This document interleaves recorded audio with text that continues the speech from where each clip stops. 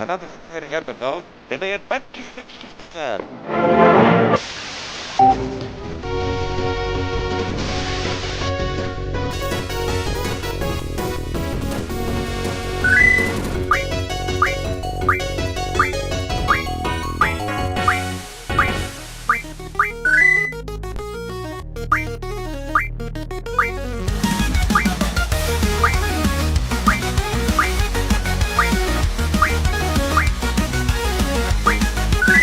Pixelated mayhem, controllers in hand, battles for unending in a digital land.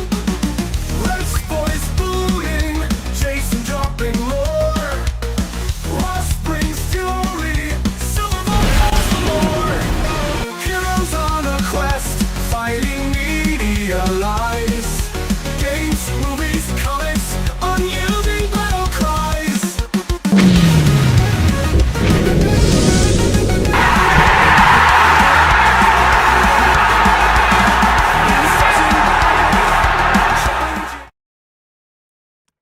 It's episode 74, as if we haven't been waiting for this special day for far too long. I mean, how many episodes have we had building up to the event of the release of Superman? I mean, honestly. The controversy, the drama. Who on earth could tell that we would finally be here, this amazing film, and my crooked off-center Superman logo for my icon? But here we are, the earth-shattering, life-changing, WB restoring, superhero saving film that is going to change everything, and the world is going to get so much better for it. Maybe I've overplayed this film. You're asking yourself, where's Ross? He will be here sometime soon.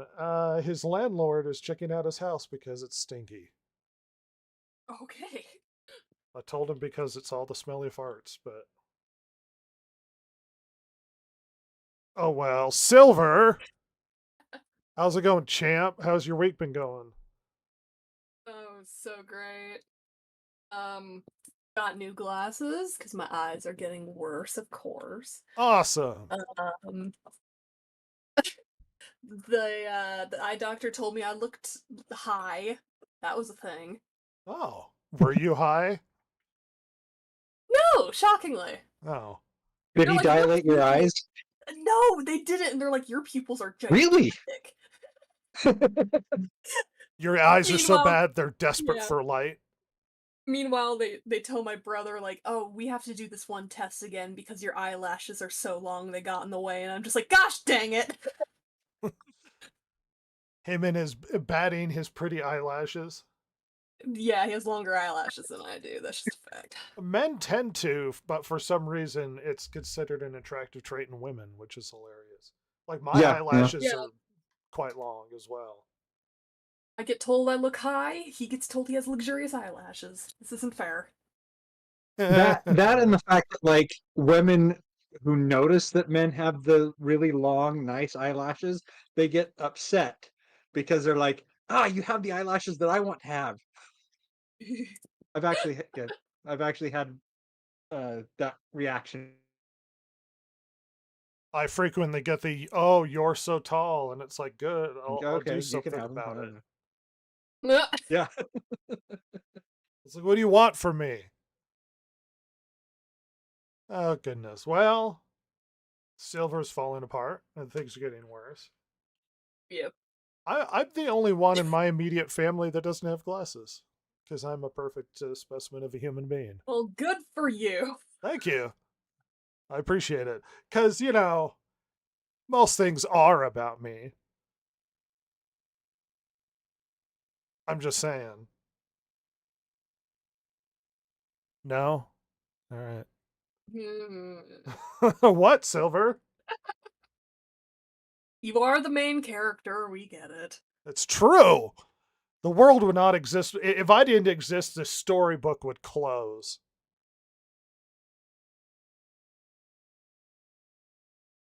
Yeah, we wouldn't be here. You wouldn't exist. Look forward to that when Rhett passes. The world Your ends. It your just story comes. will be done too. The world implodes. It's like, no, our savior. What do they call it in what was it, Deadpool and Wolverine? The key the You're a key keystone being species? Yeah. keystone species. Yeah, I'm that. Explains so much. It does explain a lot. And why it's so funny that everybody else is having a hard time is because I wish it. Sorry, I'm trying to. Despite the importance of this podcast, I'm also distracted while I'm trying to super glue a magnet to the back of a Wonder Woman fridge thing. Okay. Someone's got to do it. If a Wonder Woman magnet. Well, it's like the magnet came off of the back of it, so I'm gluing it back on so it can be put back on the fridge. I see. There's important stuff going on over here. Yeah, clearly. Jason, how's it going? Yo, pretty good. I watched a couple of animated movies this past week. They were Asterix and Obelix. I don't know if you have heard of them. Yeah, the They're goofy a rather European comic, but they're Swedish or yeah. something. No, they're French Yeah. originally. Ew. They made some new ones recently, like in the They've had 2000s. a couple movies. They've had a couple video Yeah. games. They're weirdly popular. I don't understand it. Yep. I mean, I get think Tintin. Like, I get that. yeah, It's like a little Tintin was fun. I adventure. like that one. It's like little boy Indiana Jones. Like, I get it. Yeah. Asterix and Obelix, I don't get it. Because you're not French. That's why. Well, it's because I'm not dirty and I bathe is the problem. Unlike Ross, who Yeah. has a stinky apartment. I do. Something's probably dead. I don't know. We'll figure it out. I think this actually came to me as I was thinking about Asterix and Obelix, about watching these two cartoons. It was kind of the last time the French could really feel manly. Savage. Well, they're not even really like, aren't they like Viking-ish or whatever? They're Gauls. Yeah. What are the Normans if not Vikings? Anyway. What are the Russians if not Vikings? Well, just the lame trading kind, but yes. The Ukrainians, Vikings. All of the countries remotely, Germany, Vikings. Yeah. Everybody wants to claim kind of Viking in some way. I don't even That's know why true. you would. They were assholes. Who gives a shit? Well, it's like the pirate thing. I remember I read a subreddit where somebody is like, I know pirates are normally considered bad guys, but were there ever any pirates that were considered good? Like, I know the Barbary pirates fought against colonialism, and it's like, whoa. And it's like immediately just a flood of historians show up and they're like, they were slavers and terrible people. What are you talking about? Fighting against colonialism. It's, They got colonized because they wouldn't stop being assholes. What are you talking about? yeah, that's essentially why the war with the Barbary pirates happened. It's because it kept causing so many problems that I mean, it was literally the first foreign American war. It was with the Barbary pirates.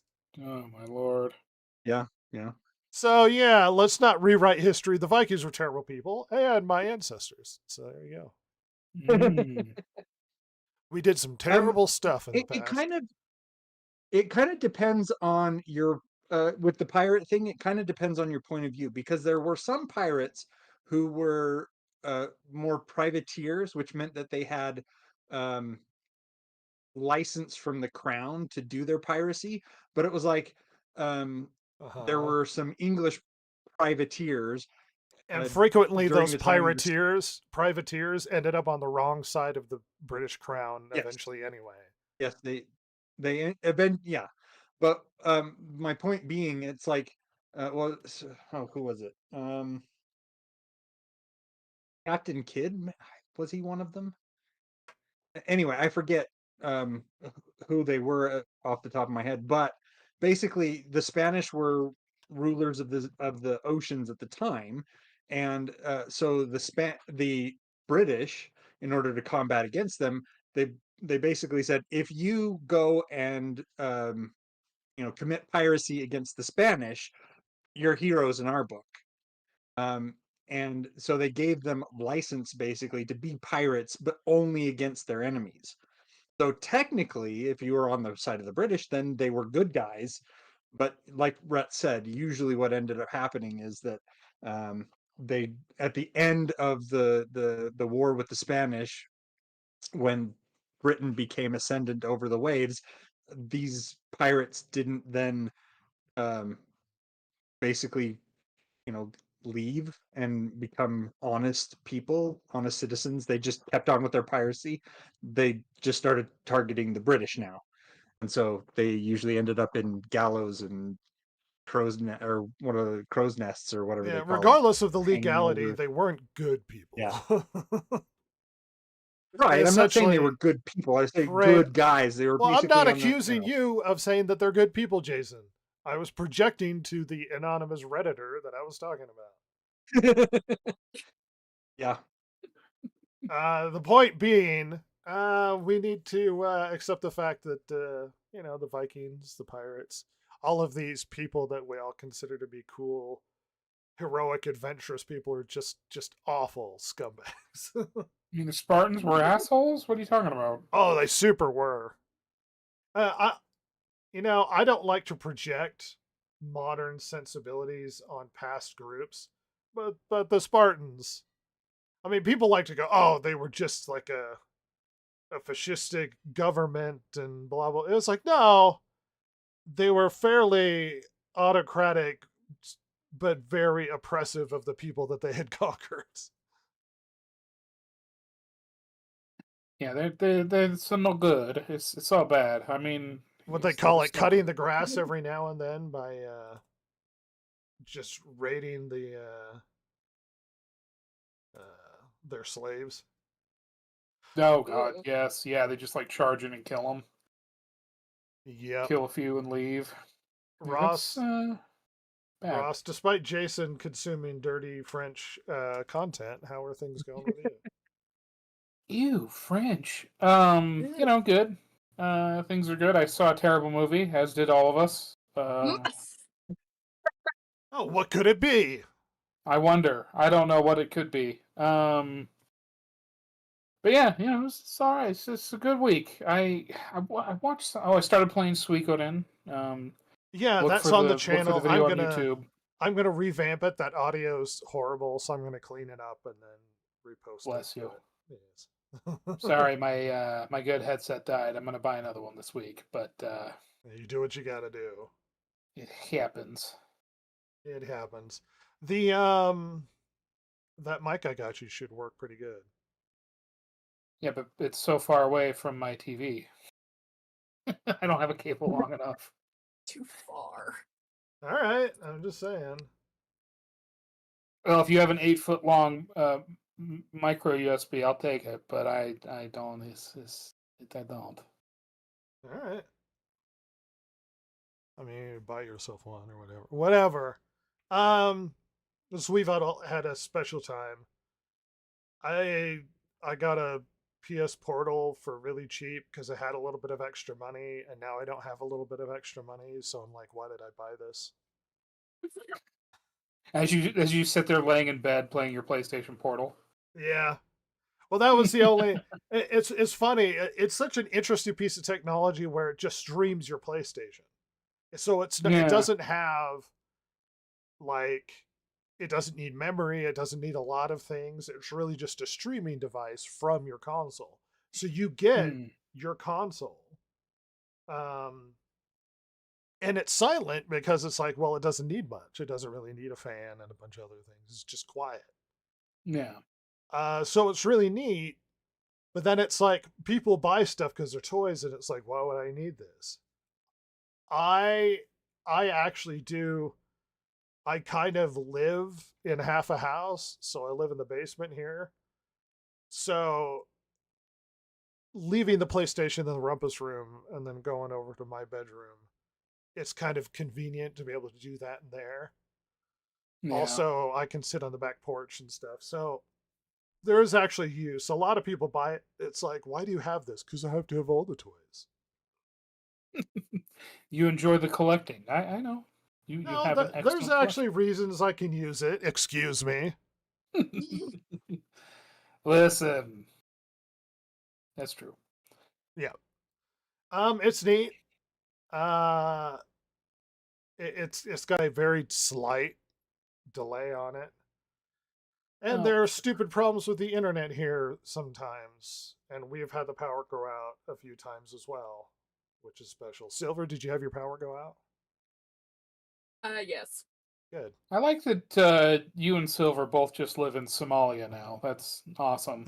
Despite the fact that y'all live in the same valley. That's amazing. Well, what are you gonna do?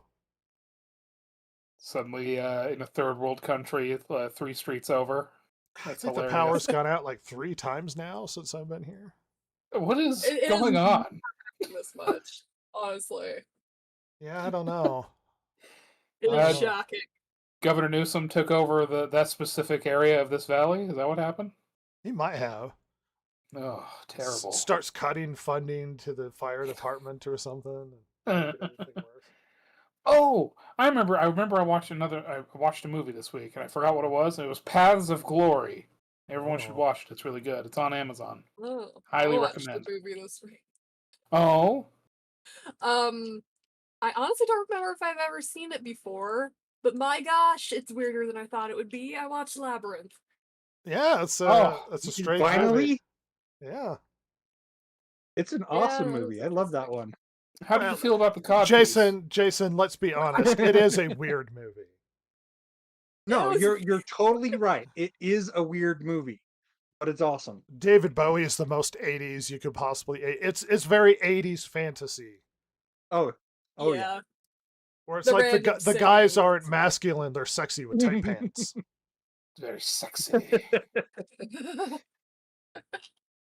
It was my favorite generation of the two-door logic problem, Uh-huh. where it's like one tells the truth and one tells a lie. Oh Oh yeah. yes, The Bog of Eternal Stench, which is always also pretty good. it's pretty great. Oh, the fog of eternal stench.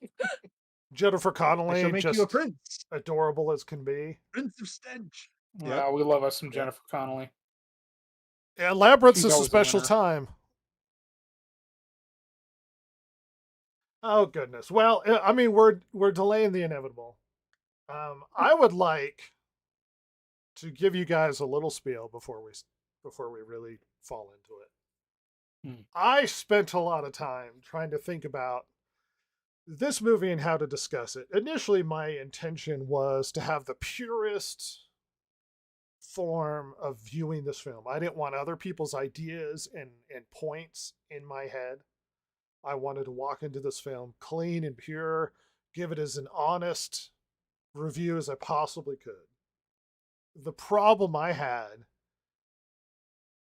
is the movie doesn't want me to do that. And by that I mean it's all over the place. We have Turn to mush. been infected, we have been unleashed upon. The James Gunn universe is here and it's here to destroy us all.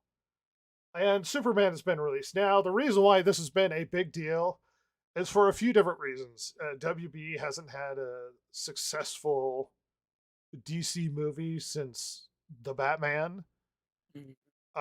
They've had failure after failure and financial loss after financial loss, and they are in a huge amount of debt. It was a 50 bill. Something absurd. I think it's more 40s, Yeah. but whatever it God. is, they have a huge amount. of dead. On top of that, this is supposed to turn around their superhero franchise, and this is supposed to turn around superheroes in general. Now you might go, oh, well, Marvel doesn't care. It's like, yeah, but the Marvel movies suck. And if this could set a new precedent, this can change things for the future. And that's why they basically wooed James Gunn, who was the most successful of the Marvel directors, Yeah. over to Superman. He made the Guardians of the Galaxy movies, and then he made Suicide Squad. And his movies are fun and quirky, and I really like the Guardians of the Galaxy movies. I think they're fun. And so James Gunn comes over, and he's determined to make this film. And so there's a lot riding on this film. People are claiming that if it sucks and it tanks, it's going to destroy WB. They're saying that this is going to set a new precedent. The movie has a lot riding on it, and it's going to be discussed by nerddom forever. And internationally and nationally, it's got a huge amount of imposition and pressure, and there's a lot riding on the success of this film. Batman might be more of a seller when it comes to comics. Superman is far more iconic and far more widely known.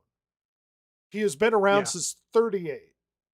He is an important character to not just superheroes, but I mean, not just superheroes, America. He's important to American culture.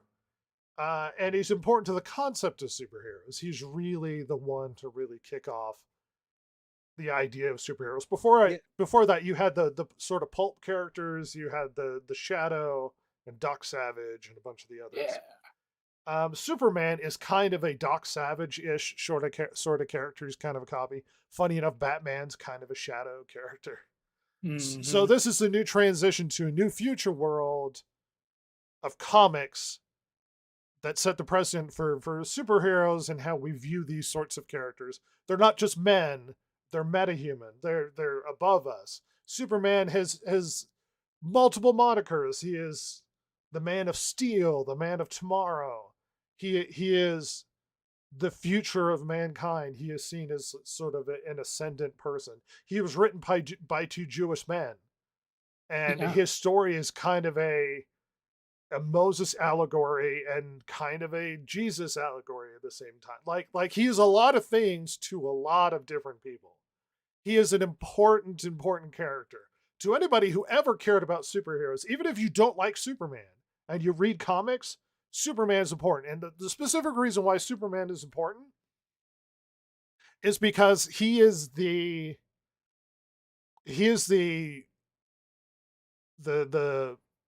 paragon. He is the example. He is the standard. And the reason why that is important is because we've had multiple characters. We had the Invincible stuff. We had Homelander. Oh yeah. We had Bright. There have been so many cynical changes and anti-hero and switches on the character of Superman. I'm exhausted by everybody taking a cynical view of this character. The reason why you can make those characters is because you have the standard that is Superman. Homelander doesn't work if you can't use him as a mirror against what would be the best example of the character. And he's an interesting character. At his core, he's an interesting character.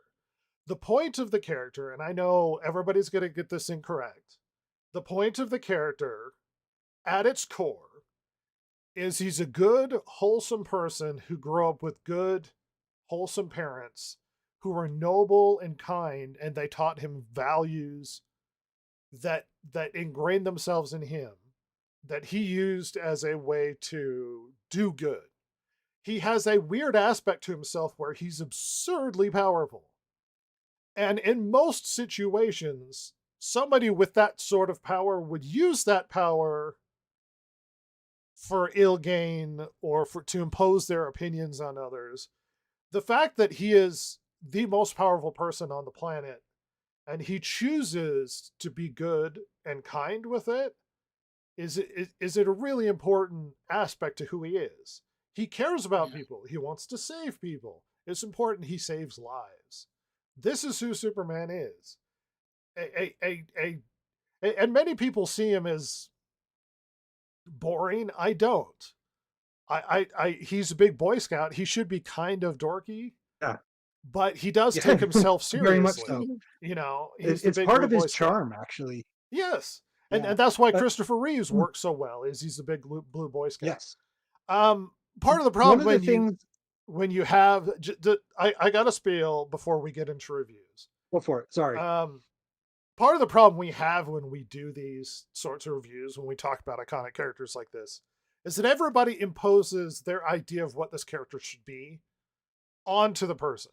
There's a reason why people are upset with Star Wars and some people aren't upset with Star Wars. Is because we all walk into this with preconceived notions of these characters.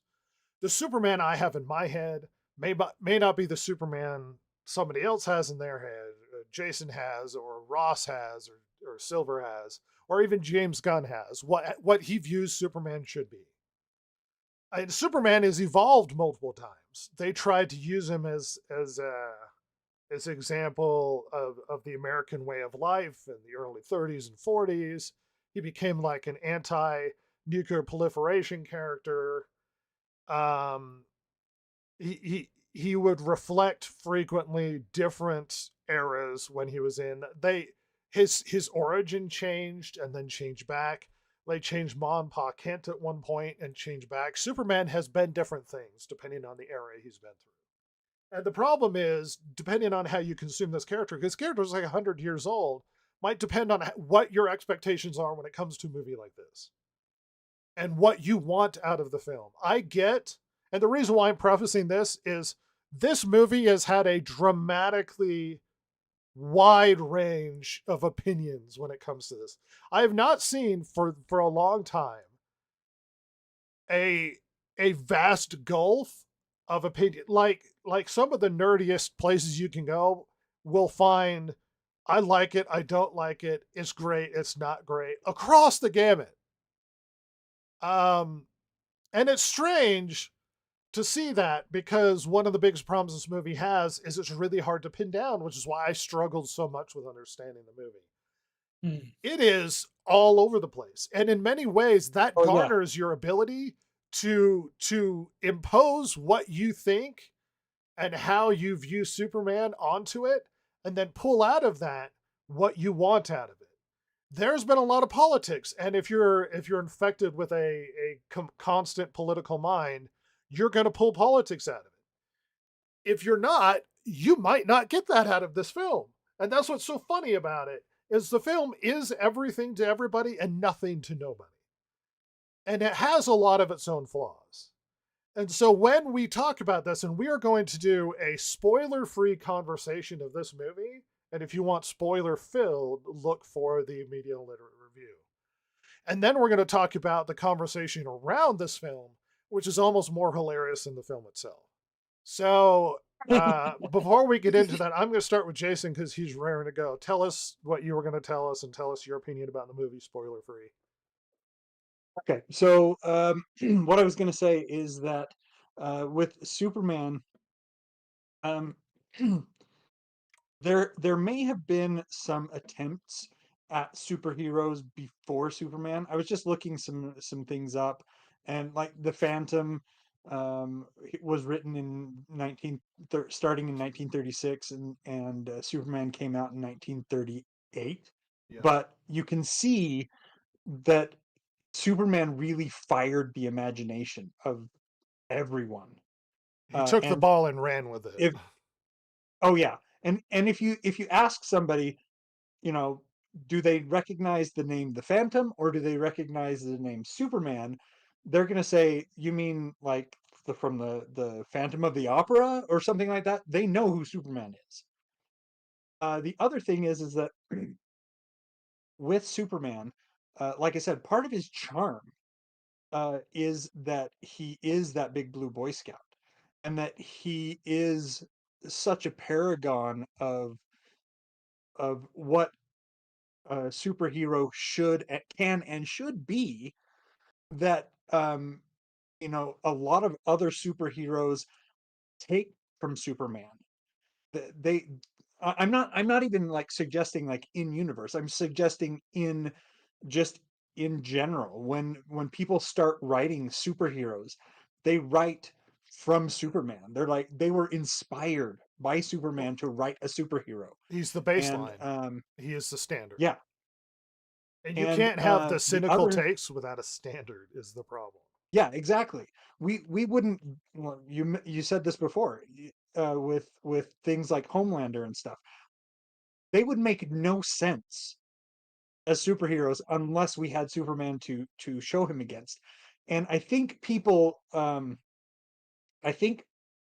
make the mistake of saying that Superman is boring because the writers don't know what to do with him. The writers make him boring. There was one Superman comic that I read, and I forget what the actual title was, but he went up against some B-list criminal who had marginal, superpowers, and he was like, "Oh, I can totally take Superman." And Superman humiliated him, like broke his arm in a second and just put him down. And when he says something, and Superman's like, "I hold back a lot,"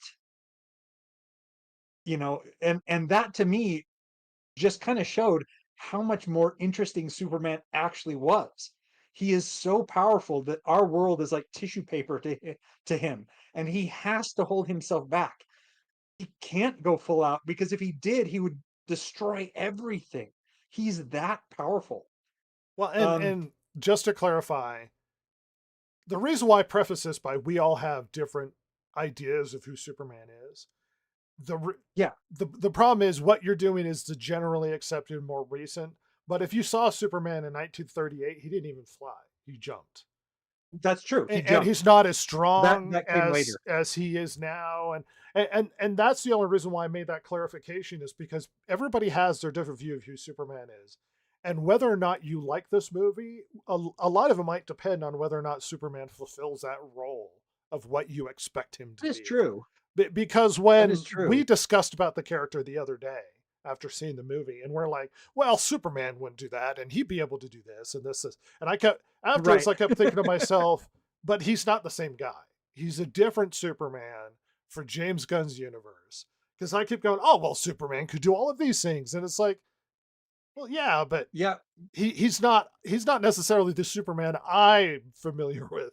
He's a different guy. And that may be one of the reasons why maybe we felt the movie was not as good as it could have been because Superman didn't match our expectations. Yes, Uh, yeah. I mostly felt that uh, Superman was a lot of style over substance. I felt that there was a lot of very good looking cinematography um, in the movie, but very little to hold my interest. I mentioned during our review that at one point I was looking at the exit door and thought we could just leave. I was that bored. Um, Well, that's not a good sign. and yeah, that was kind of my take. It wasn't. I didn't feel it was bad. Um, but it just was boring to me, and that made it bad. You know what I mean? Sure. Sure. I mean, we're going to have a lot more conversation, but Ross, why don't you tell us your impressions of the film? I hated it. This movie sucked. Yeah, I know. I wanted to like it, and I still hated it. It wouldn't let me like it. Every chance it gave itself for me to like it, it took it away, like a little kid offering you something and then not remembering it wants to keep it. I did not like this movie. It makes me hate Superman. And I look forward to Drunk Sorority Girl Supergirl. So anyway, that's going to be fun, huh, everyone? Huh? Well, Oh, yeah, let it's me funny. tell you. There's a constant during the movie of Ross turning to me and going like, "Ugh." It's just, well, I mean, we'll get into it, but like literally, the movie would do something. I'm like, hey, all right, yeah, and then it's like, because it would either undercut it with a joke, or a bad joke, by the way, not good jokes, or just it just the tone was just so awful. I I didn't like it. I wanted to, and it wouldn't let me like it. Silver, what do you think? That movie was a roller coaster of just bad, and bad again. That's the best way I can describe it, because it was seriously like that the entire thing, where you're like, wait, that's not a Superman. It's just all over the place plot wise, and yeah.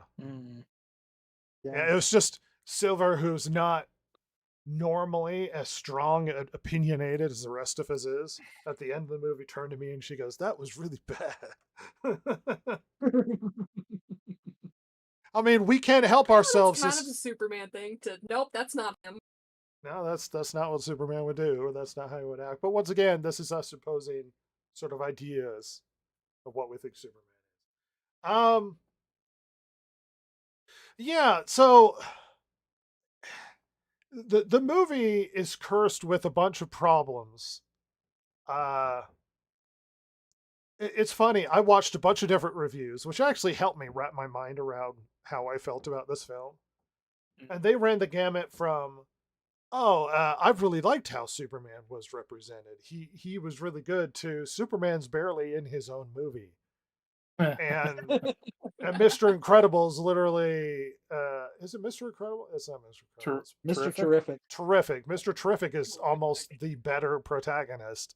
He's more heroic and more centered to the story. Oh yeah. To Superman's pathetic and annoying and a loser and a bunch of, it's like it's been all over the place. The problem is the movie is all over the place. One of the biggest flaws this movie has, and once again, we're not doing spoilers, but it starts out telling us about events of the movie before the movie started. And I know a lot, I've heard people go, "Oh, well, I hate origin stories, are boring." I personally like origin stories. It establishes the motivation, the stakes, why he's doing what he's doing, how things began. There's a good reason origin stories exist, and you might go, "Oh, well, we all know Superman's origin story." I mean, most of us do. Not all of us do. And Yeah. if you're presenting a different version of Superman, maybe you need to reestablish what this Superman wants. But instead of even doing an origin story, we are missing the first part of the movie. The scene everybody saw in trailers and stuff, where he's laying there beat up in the snow, is the beginning of this film. Yep, That's the start. literally.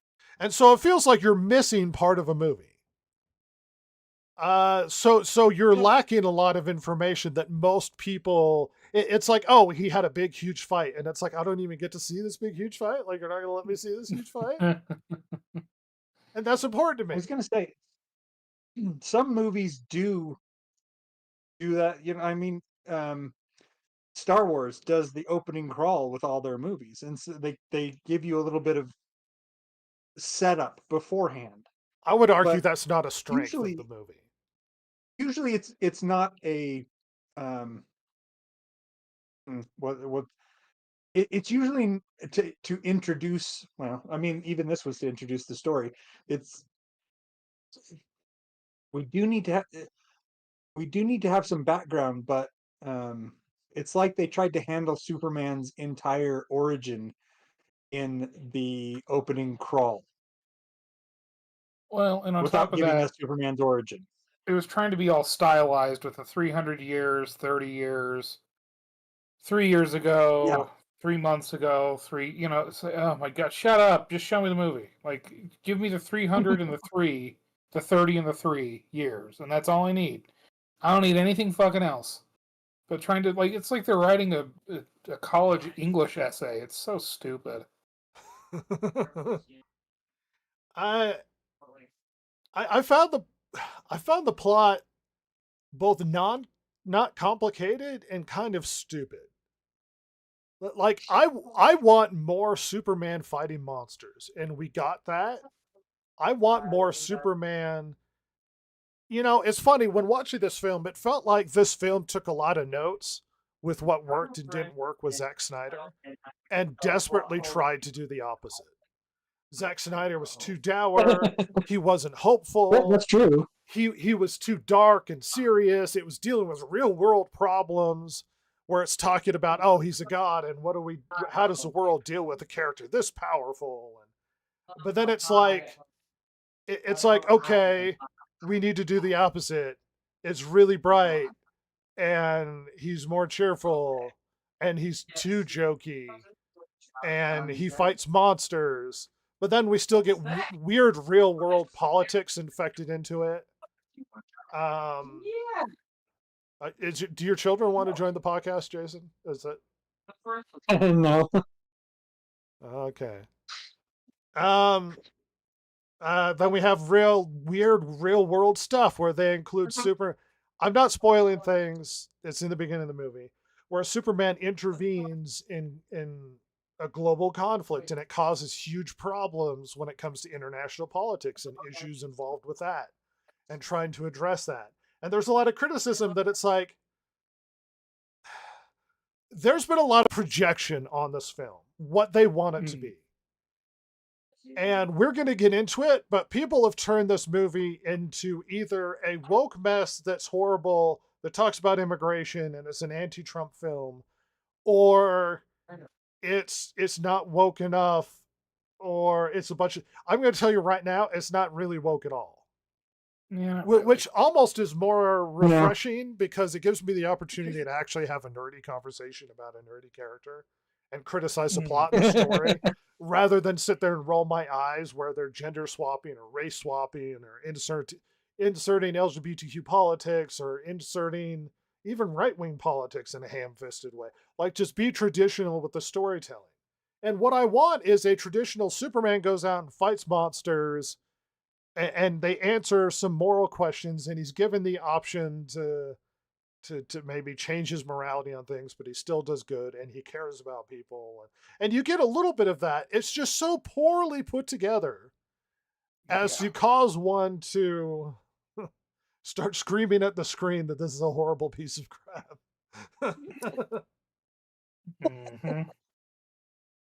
I don't know. Lex Luthor, like I've heard I've heard people say they like Holt's portrayal and his Lex Luthor. I've heard people say they like Superman and his portrayal. I've heard people... I'm going to tell you honestly, I think Lex Luthor is an impotent, childish loser whose motivations are really dumb. And he's just petty and doesn't like Superman. Well, it's like, well, that kind of happens in the comics. It's like, yeah, but he's smarter than this. Like, there are plot holes in his plan. There's plot holes in what he tries to execute. Superman isn't even really the main focus of the story. There's not enough Superman in my Superman movie. Yeah, and like, I mean, I don't know. And again, not a comic book guy, definitely not a Superman guy. But like, I always remember Lex Luthor being more like serious, more like adult in his criticisms of Superman. Like, this literally comes off like, and to a degree that's an aspect of it anyway, but like he's mad at the bigger kid on the playground, which would be fine, but then he's like shrill throughout the movie, and it's just, oh my god, like, I don't... Very petty. I mean, not to contrast it to the cartoon, but it's like that Lex Luthor was calculating and he was powerful and he could do all of these things, and he didn't like that Superman shows up and he can do anything when he's earned everything he had. Like, Lex Luthor is a bad guy, but not even in the mustache twirling evil sense, whereas Holt is almost comically evil. Yeah. He's like, I put in jail a woman who wrote a bad blog about me. And it's like, Lex Luthor wouldn't give a crap. I mean, Lex Luthor would shut down her blog. Sure. Oh, yeah. Why He'd would he make sure she waste- had never had access to the internet ever again. or he'd buy the company she yeah. works for and get her fired. Or it's like, why would he be so petty as to Yeah. arrest some stupid blogger? It's like, that's stupid. Well, This is really he dumb. didn't even arrest her. He just kidnapped her and threw her in his private prison. Well, which is the big problem. And then he's got like mega evil plans that fit in this context of a superhero movie, but then it's like incompetently executed. So it's like, all right, Yeah. like, are you an evil genius or a massively incompetent douche? Like, which one is this? Superman. This is one of those. Go ahead. This is one of those things like when we had Ironheart just a little while ago. We have these two characters who are supposedly geniuses. And Lex Luthor could go in and literally wipe out hunger and or cancer or anything like that. He has the genius, he has the resources, he could do so much good for humanity, but they keep writing him as this petty character who has a beef with Superman because Superman has more muscles than Lex Luthor does. But they don't And- even sell us on the beef. He just starts out being petty and has the beef in the, like, you know what I mean? Yeah, Like, we don't see him Yeah, going yeah. like, I don't like that guy. You know what I mean? It just starts out where Lex Yeah. Luthor's just a mustache twirling douche. Like, you gotta set me up. Yeah. You gotta give me a little bit here. I mean, honestly. there is no setup with the rivalry between the two of them. It's There's no just setup with the there is a relationship with rivalry. Lois Lane. There's no setup with Superman and what motivates him. There's no setup with anything in this movie. They just throw you into No. the deep end. Yeah. And it's like, all right. And you know, like I'm one of those people that I think the origin story is way overdone. But good lord, give us Yeah. a little something. I mean, Well, you could have done that whole scene where he's fighting this guy, but it's like he comes out of nowhere and fights him and defeats him and then lands and everyone's like, "Oh my gosh, who is this guy?" And then you start with the, "Oh, there's this new guy come out of nowhere." You know what I Hmm. mean? But Yeah. instead, it just rolls right into it. So we don't know anything. Nothing's established and the world has already come to terms with who Superman is. yeah. Like, there's no questions. Who is this guy? What is he trying to do? And he's been around for a while and done nothing but good. And then they start to go, oh, well, now he hasn't done any bad, so we don't have to change anything. And then their attitudes change immediately in a weird way, in a convoluted, stupid internet troll way. And you're like, I don't know. It's really dumb. There's so much real we've been world talking- silliness in this. Hmm. After we've been talking for a while about this, does this feel like a second movie in a trilogy to anybody but me? Oh yeah. Like we missed the first one? And I mean, you're not Kinda. wrong. And it Yeah. feels like we should have had the first one because this movie would have been Yeah. better with a first one, or at least more context. Yeah, if we'd had the movie where Superman comes out to the world that he's Superman and he's there to help people and all that other stuff, and we have kind of that origin story, and that leads into this conflict where Superman inserts himself into international conflicts, and that would actually give us a starting point for a rivalry between Superman and Lex Luthor. It would give us a start to a relationship with Lois Lane. It would give us a start to all of that stuff where we feel like in this one, all of that stuff is missing. And James Gunn is just relying on the fact that Superman's been around for so long that everybody knows that he's rivals with Lex Luthor. Everybody knows that he's,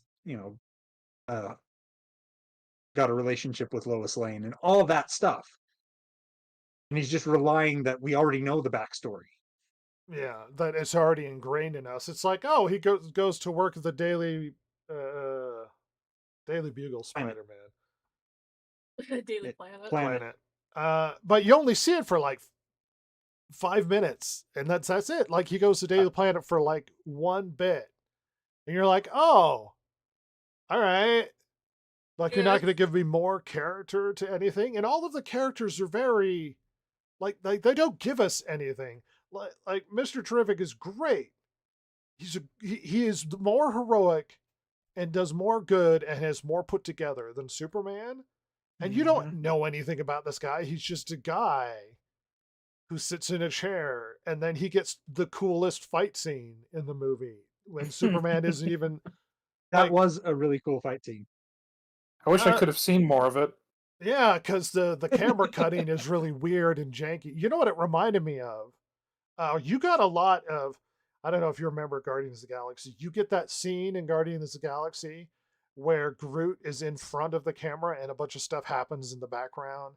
You Oh, get the dancing. yes, you get Oh, that. right, yeah. You get scenes where it focuses on something and then drama action. It's like, this is a James Gunn movie, and that's part of the problem with the movie is James Gunn undercuts very dramatic moments by adding silliness to it. So it pulls back from taking anything seriously. It's like, oh, the scene where the garage door takes forever to open, and it's like, ugh, really? Do we need to spend that much time on this scene to get the garage door open? I've pulled back a bit from my perspective of Superman. I heard a take that was interesting where they basically described Superman as having that this is a new character who's intentionally trying to do good and that he's just a Boy Scout and he's not perfect. And that's why, and that there's an innocence to his character, which is why he gets frustrated. It's like, well, why are you involving yourself in international politics? And he's like, well, because I'm trying to save lives. It's like, that's all that's meaning to him. Now, my Superman is more put together. My Superman walks into a room and everybody gets quiet. My Superman has a presence. This Superman doesn't have a presence. My Superman is just good and strong and powerful and invulnerable. He's the Man of Steel. This Superman is not really very super. He's just kind of like, I'm a man. And he's trying to, and it's almost like Gunn trying to figure out how to relate this character with everybody else. He's a guy and he has flaws, and it's like, okay, interesting. This is how you've been able to wrap your head around Superman. But the problem is you can't develop that aspect to him if you don't tell us what makes him special. Because the whole movie, he's not special. He loses the whole flipping movie.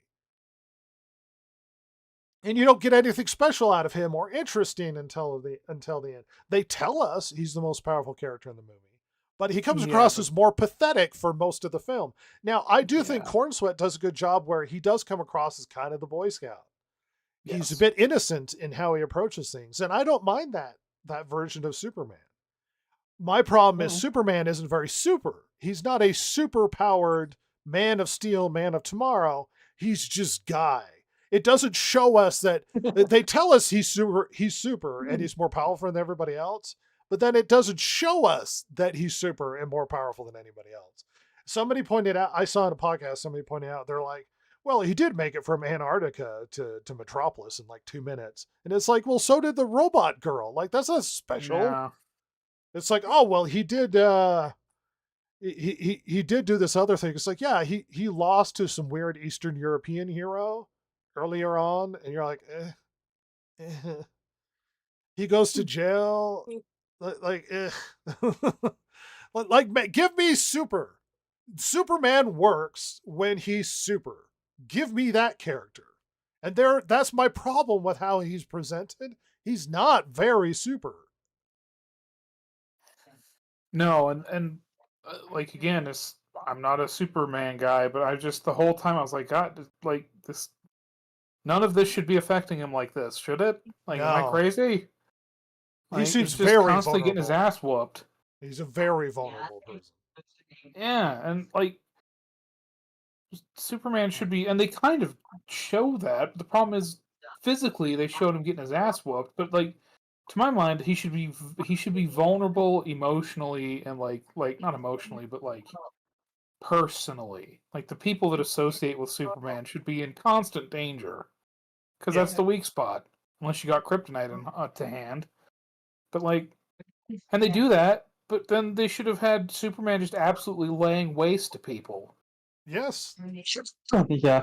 Like he should have just like vaporized that kaiju by flying through it. Like, what are we doing? Like, I don't. And what they should have leaned into more He wanted is to save it. well, yeah, but what they should have leaned into more and showed a lot more of is what made Superman different from other heroes. They should have leaned into the Justice Gang beating up stuff or causing destruction in order to defeat monsters or whatever. And that Superman spends all his time caring whether or not people are hurt. And he does Yeah. some of that. You do have a great moment where Superman stops the monster from falling into the building. He turns and he's like, is everybody okay? Whereas you have the Justice Gang don't care. And they're just causing destruction. Yeah. And it's like, oh, okay, interesting. He's actually stopping people from dying. He's trying to save crowds. I mean, as silly and stupid as it was, he saves a squirrel, but it's like that shows that he cares.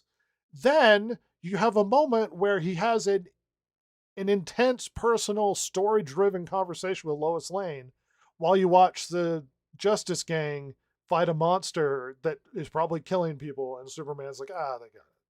And it distracts from the importance of the scene, and it adds this silly moment in the background, which detracts from a very good emotional conversation between the characters.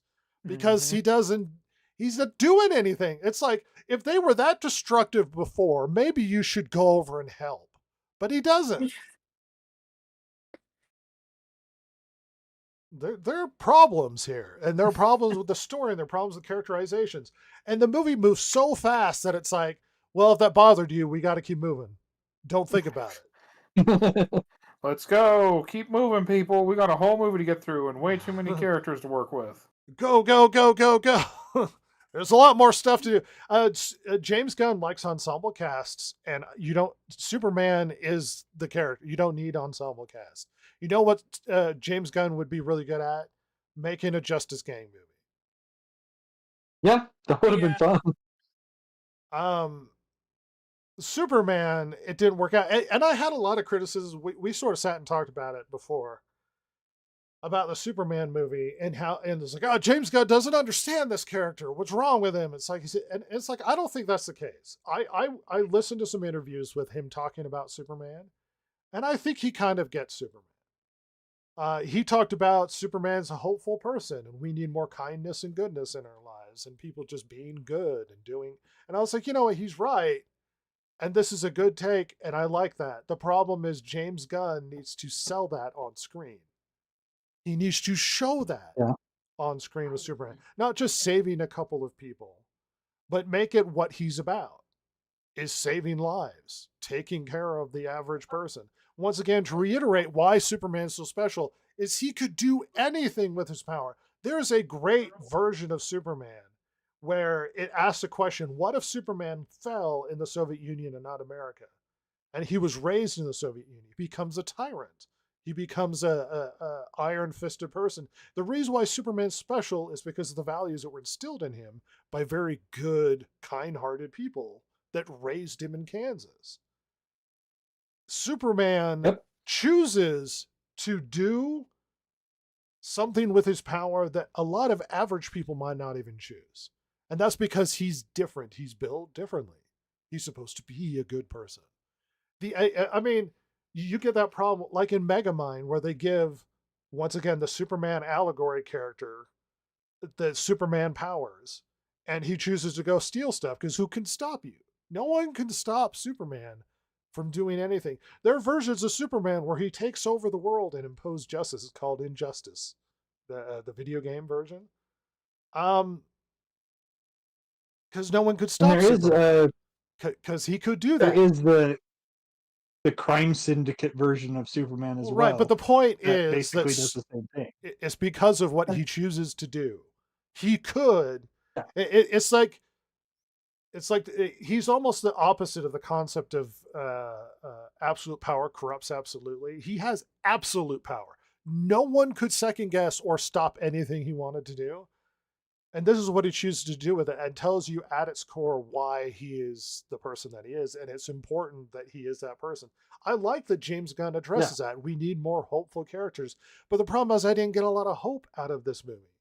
It was more like just Superman just getting beat up and then kind of being innocent. Like he doesn't understand that there are consequences to intervening in international situations. He's just like, well, I got to save people. And there's an aspect to that that I can appreciate. Red Letter Media talked about it like he liked it. Mike liked it because he thought that Superman went through an arc of like he's maturing. I don't think Superman matured in this movie. No, not at all. No, he really didn't. Instead of the Big Blue Boy Scout, it's more the innocent kind of pathetic non-Superman. Yeah. And I guess what you're going to get out of this movie is what you want out of it. In general, I think it fails. I think the story is nonsensical. I think the plot is illogical. I think there are holes all over the place. I think Superman is poorly written, that we need more Superman and less of an ensemble cast to detract from the fact that James Gunn struggles to write just a decent person. And that what James Gunn really wants is quirky, weird, interesting characters, because that's the characters he likes.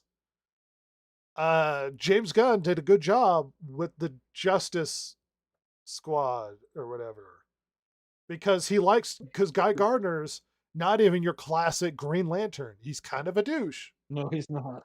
And it's like that works with James Gunn. He likes those characters. James Gunn might even do a good job in a Justice League movie with an ensemble cast. He seems to struggle focusing on one guy. And that's the problem, is Superman is the guy. He's the guy to focus on to.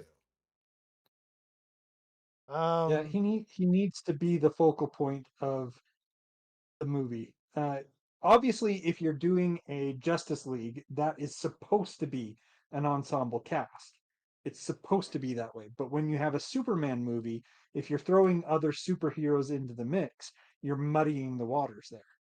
You're diluting the focus, and this is no longer a Superman movie. This is a Justice League movie, or in this case, Justice Gang. Can I just tell you, the soundtrack to this movie sucks. What do you mean? You didn't like the fakey orchestral music? What do you mean? The fakey orchestral music that never fully gets triumphant like the original John Williams.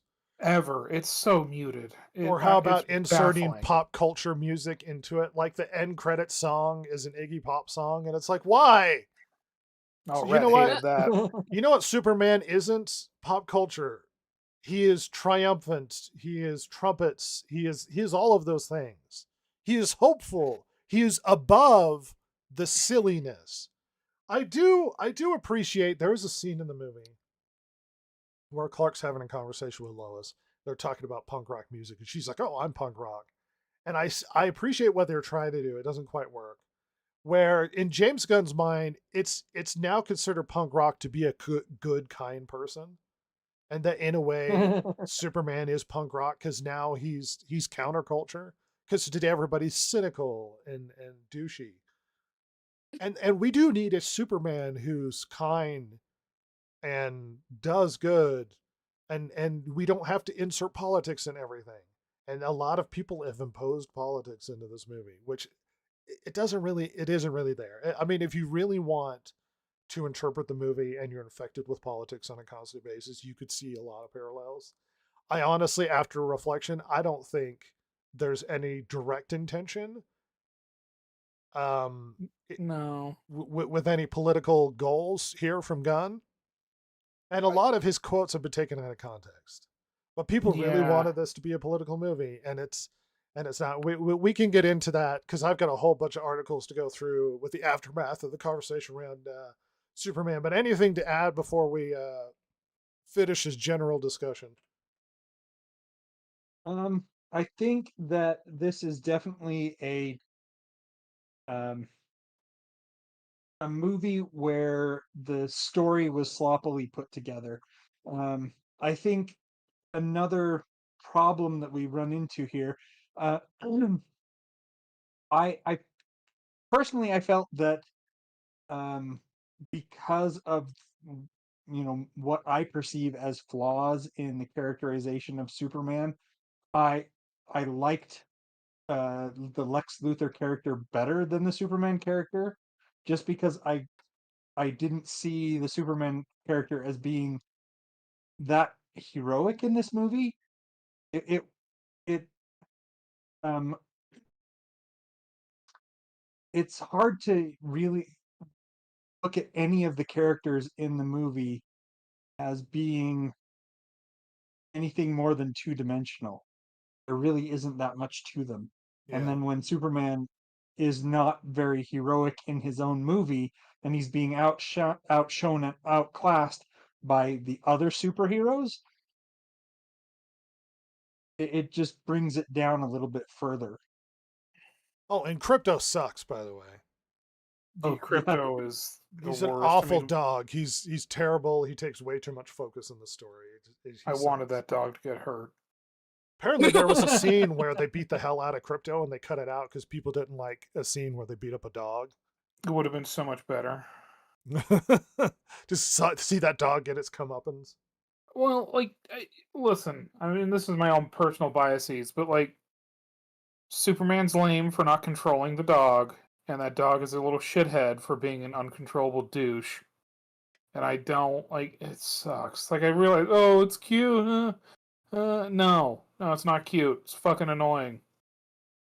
Oh, I by like the that way, they also what made makes it it a even fluffy worse- mutt too, instead of how he looks What- in the comics. yeah. What makes it even worse is that in the comics, Crypto is a heroic version of a dog version of Superman. He's basically Superman as a golden retriever would be. Yeah, I hate Mhm. all of the super animals. I hate them. They're all really stupid. They're pretty really dumb. bad. Oh, Yeah, Silver. I'm biased. You know what? I just need a scene where Superman goes over and strangles the super cat. No! Puts it out. He's like, we don't have super food to cure your super feline urinary tract infection, so I'm just gonna have to put you out of your misery. Your super Oh. misery. no. Yeah, Crypto sucks. And a 20-second spoiler. 1, 2, 3. Yeah, Supergirl shows up and she's a horrible skank, college drunk, and she's terrible, and they should kill her character. Yes. She's not She relatable. is She's so awful. If any girl thinks that she's awesome, they need to second guess their life decisions because she sucks balls. Anyway, yeah, it's Deeply unlikable. deeply, deeply unlikable. The after credit stuff was nothing. It's a nothing thing. Fart in the wind. Yeah. Yeah. I think I'd give it a 5 just to right down the middle. Oh, this movie's a 3 Yeah. at best. Yeah, there are moments when it's really bad. I mean, this is subject to change. If I sit and dwell on all the really bad stuff, I might be like, 4, lower. Drop But it. then I think about, the kind of stuff I like. That's the problem with this movie is it's kind of everywhere. It's like, some stuff works, some stuff does not work. And sometimes stuff that doesn't work really infects this film. Like it brings the whole thing down. What do you think, Silver? You have a review score for me? Yeah, I was thinking along 5. Just because he didn't make it political, but it also wasn't good. Just the meaty part of the curve. The not so special Superman. This is a sad Superman. The mega sad Superman. That's what everybody was looking forward to. Sad Superman. Well, guess what has been more dramatic around this conversation? Around Superman. The conversation around Superman has been really silly and stupid. First off, the Zack Snyder people have been really bitter about Zack Snyder being removed, and they've been trying to petition. They've been trying to call out for the return of Snyder and the Snyder universe. They've been upset that Gunn is moving things in a different direction. They've even tried to organize a downvoting campaign to try and make sure that the movie gets review bombed, negatively speaking. Also, they're desperate to make sure that this movie doesn't do better than Man of Steel in its release. It is close. It may. I've seen some articles suggest that it won't surpass Man of Steel. I've seen some articles that it might surpass Man of Steel. It's close. It's close. I'm going to bring up the box office really quickly because that's relevant. Oh my gosh. Open the article. Oh my gosh, it's horribly formatted. This podcast also isn't that super. Yeah, it's 22.5 million Thursday previews, and we might see about 140 million opening weekend, which is really good for Superman. Yeah. I good for WB. They desperately need a win. Like, desperately need a win. Bad. But despite the Snyder Bros being really upset about how things are going, there's also the political conversation, which has been amazing. Hey, everybody. Superman isn't super woke. Why the backlash is overblown by the LA Times. You know, they're right. It isn't super woke. And immediately when people heard those quotes that were misquoted by James Gunn, the Fox News immediately was like, Superman's woke and it's about immigration because Superman's an immigrant. And it's like, oh, okay. That was so stupid. Calm yourself.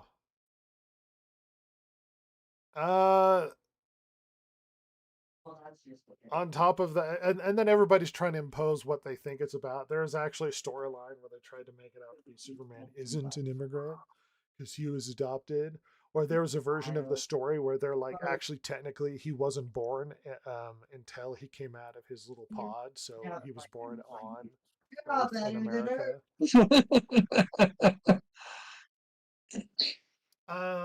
Yeah. And so they're like, oh, well, you know what? Superman isn't that woke. You guys are crazy. Oh, yeah? Well, Variety talks about how Superman is apparently incredibly woke and an anti-Trump allegory, as well as conversations about immigration and stuff. Here's some things that James Gunn actually said when they tried to pin him on the carpet and bring up MAGA and stuff. To his credit, he says, and I quote, "I think this movie is for everyone. I don't have anything to say to anyone. I'm not here to judge people. I think this movie is about kindness, and I think there's something everybody can relate to." And that's it. Jason, shut up, your son. Punch him in the gut. If he has testicles, which I don't think he does, give him a good kick. You may want to mute until you need to talk, I guess, because they're pretty loud. Anyway, I actually quite like this quote from James when people tried to pin him about MAGA stuff. It's a nice quote. I don't think he wants to weigh into the politics, as opposed to we've been inundated with every movie has to be political on a perpetual basis. Every movie has to insert politics. Rachel Zegler being extremely outspoken, Pedro Pascal being extremely outspoken about his politics. Oh, yeah. It's somewhat refreshing for him to be like, you know what, it should be for everybody. This isn't a left or right movie. Despite the fact that everybody wants it to be a left or right movie. Everybody wants to impose their opinions onto this film. The headline about his immigration thing has been way misquoted. Here's our quote. James Gunn Nathan Fillion and more on MAGA outrage. Okay. Superman is an immigrant. Nathan Fillion specifically said, "I don't have anything to say to anybody spreading hate." Let's be clear, Gunn didn't say anything about spreading hate. In fact, he specifically avoided judgment, refusing to make any political statement at all. He didn't mention President Trump. He didn't criticize Trump supporters. He didn't even acknowledge the framing of the question. Variety took a non-answer from James Gunn and spun it into a condemnation of half the country. And to the Park Place's credit, they go, "That's not journalism," which is true. People have been trying to impose stuff onto this movie, and it's an inappropriate thing to do. And the guy that did the interview is the same guy that was like, "Is this the gayest Star Wars ever?" He's that same guy. Yeah. But that story sort of circled the world twice, and people thought that this turned into an immigrant story. It's not about immigration. Actually, Nathan Fillion's response to the MAGA stuff was, "Oh, somebody needs a hug. It's just a movie, guys." It's a good way And of then telling somebody him to brought shut up with Gunn's brother. My reaction to the backlash is that exactly what the movie is about. We support our people, you know. We love our immigrants. Yes, Superman is an immigrant, and yes, the people we support in this country are immigrants. If you don't like that, you're not American. People who say no to immigrants are just against the American way. So his Okay. brother wasn't being as political as he seems to need to be. But Gunn has been actually very good when it comes to messaging about this film. Even though I wonder everybody, if people were hearing that quote from James's brother and attributing it to James yeah. because it's one of the Guns said it, so You know what though, Jason? Out.com says that Superman is a gay icon. yeah, I saw that Spandex, too. bright cape, and underwear on the outside. Did I just cry Superman's costume or an outfit you see at any Pride festival? Of course, gay people are often drawn to fashion senses of superheroes, and Superman's costume is one of all-time greats. No matter how much conservatives complain, Superman's story is an immigrant story, and is a queer story. Queer people have always seen themselves as superheroes and will continue to do so. So conservatives want heroes that don't represent a queer community that can look at themselves. Okay. Oh my gosh. Oh, by the way, his hypermasculinity is super hot to gay people. And the fact that he's totally hot on Lois Lane. Yeah, So gay. he's very straight. Okay. They can change him. They'll flip him. Come on, girls. Hey, guess what? Hollywood Reporter. Yes, Superman has always been about an immigration story. Uh-huh. Oh my gosh. Uh-huh. Even the one Hollywood where he was a Reporter. Soviet.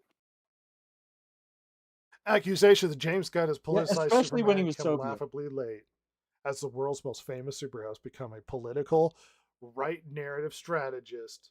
Andrew Slack and Pulitzer Prize-winning journalist Jose Antonio Vargas.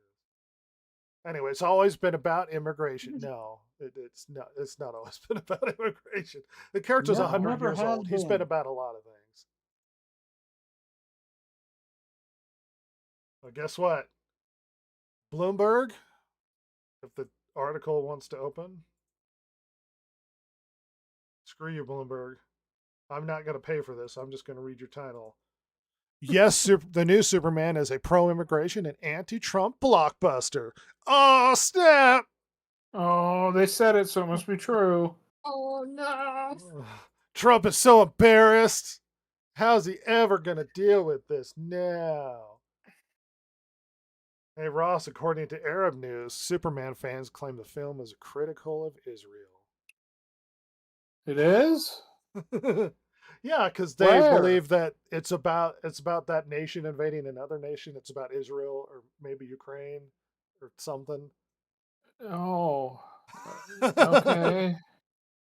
When people talk about the I should say when Rhett was mentioning people will get out of this what they want to get out of it, they're reading into it these messages. Yeah, they want it.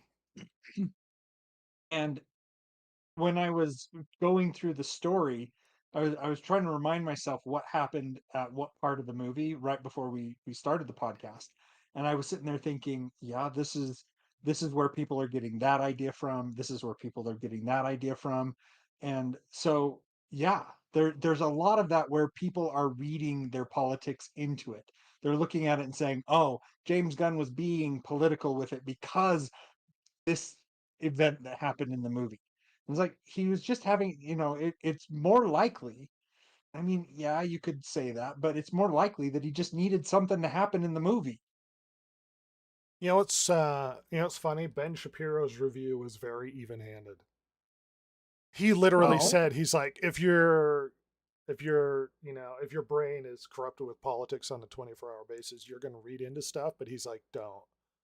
He's like, it's not really a political movie. And I was like, you know what? He's right. He's right about that. And he's a political pundit. He does Yeah. that for a living. Vanity Fair, can Superman win the culture war? A right-wing backlash erupted when James Gunn described the hero of his new film as an immigrant who models kindness. The Man of Oh. Steel has faced these attacks before, going back 85 years. You know what? The immigrant conversation hasn't really been that bad a thing for 85 years there, buddy. So, calm I your- think Yeah. the last calm your time bollocks.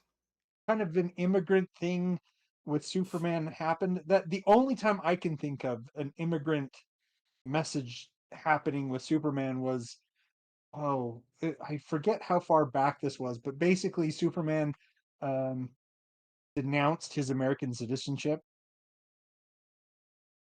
at one point in the comics. He's Yeah, like, I'm that no got longer an political. American. I think that was during the Bush stuff. Yeah. I believe so. Yeah. Article. I can't remember any other time in the history of Superman, and granted, I haven't been around since the 1930s, but I don't remember ever there being any talk of Superman being an immigrant There has. until now. This is the reason why there has been some talk about the immigration thing, which is why in like the 80s they tried to imply he's not really an immigrant because he was technically born here and stuff. Like it's been kind of a conversation. It's only at a fever pitch now because immigration is an issue now. Yeah, it's the hot button. Yeah. Then there was drama that Dean Cain came out and said Superman is woke. By the way, Dean Cain Oh my never gosh. said anything like that. I know Dean What? Cain is a conservative fellow. His response was, I haven't even seen the film. Oh. According to Kane Waters' point, how woke is Hollywood going to make this character? Superman has always stood for truth, justice, the American way, and the American way is immigrant friendly. Tremendously immigrant friendly, but there are rules. I think that was a mistake by James Gunn to say it's an immigrant thing, and it's going to hurt the numbers on the movie.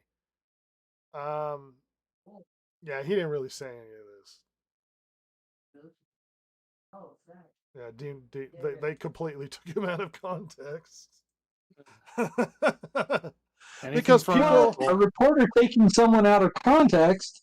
People really want this movie to be a political tool for whatever side they are. And I think the correct decision was on James Gunn's part to try and be like, no, it should be for everybody.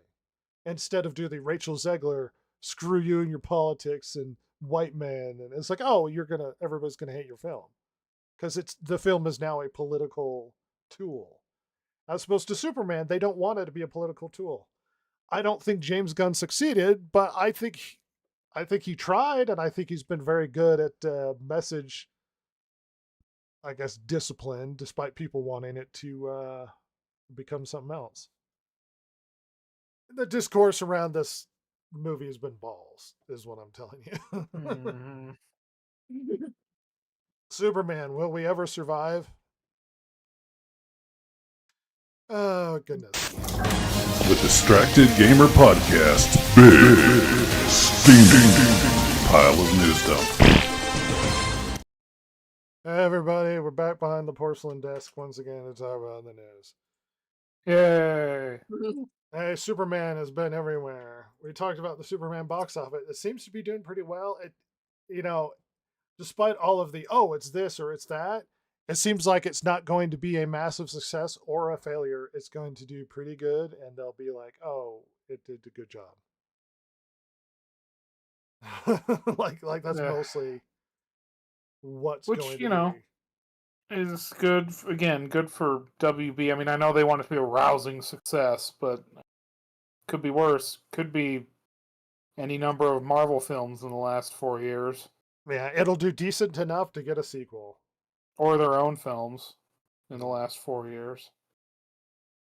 Oh no, terrible formatting. Shocked. Jurassic World Rebirth has actually done pretty good. Ew. I know. Ugh. Ugh. Anyway, according to the numbers, which is really funny to phrase this, it's less than 2 million away from becoming the 6th highest grossing Jurassic Park film. Really? I don't know, like, how many Jurassic Park movies are there? Isn't this the 7th? Oh, so it's not the worst Jurassic Park movie? Yeah. That's a strange way to phrase that. But yeah, it's it's unshockingly doing well. Hey everybody, people like dinosaurs. And local Pedro Pascal news, he spent a bunch of time pushing gender activism at Marvel's Fantastic Four premiere in Berlin. Oh my god. Because Pedro is making the wrong decision. James Gunn is making the correct one. Don't make it political. People will treat it politically. In other news, apparently Charlize Theron has said that there's a double standard in Hollywood for men and women in action movies. She says it's Oh my harder for gosh. women. That's known. Action films with women leads don't get greenlit as much as the ones with male leads because women don't watch action movies as much as men. Like that's it. Nope. I think the thing that always frustrates me is the fact that guys will get a free ride. They don't get a free ride. Theron has built a reputation on legitimate action star through films like Mad Max Fury Road, Atomic Bomb, and Netflix's Old Guard, and expressed frustration from her claim that women are often given only one chance to succeed in the genre before being sidelined. When women do this and a movie maybe doesn't hit fully, they don't necessarily get a chance again. It's not a risk that studios want to take, but they'll take it many times on the same guy who might have a string of action movies that did not so well. Well, that's because I know this is shocking to you because you act like there's a double standard. Miss Theron, South African, great African actress Theron. Men and women like different kinds of movies. And so you might go, oh, well, why aren't there more women action stars? It's because women don't watch very many action movies. It's like, well, then that's sexist because men should want to watch more women. And it's like, I mean, you could say that, but that doesn't mean men are going to watch more action movies with women in it. Like, you can't make them give you their money because you think women should be more represented. Just because you feel that there's an imbalance doesn't mean you deserve to have more action roles. I mean, guess what? Your movies would do really well if women consumed your content. But they don't. Men consume action movies. And men oftentimes are put off. Women in action movies could be done really well. And there are very good action movies with women in it. But the problem is they often are done poorly. Oftentimes they present women, tiny, scrawny women, punching out giant men. And you're like, that wouldn't work. Or they're doing stuff in a ridiculous fashion. It's like, you know why no one's bothered when women superheroes do stuff? Is because they have superpowers. You know what people are bothered by when a woman with no superpowers is punching out a 300-pound man, and they're like, I'll buy it. You know what I'm bothered by when it comes to, you know what, there's an imbalance when it comes to action movies with men and women.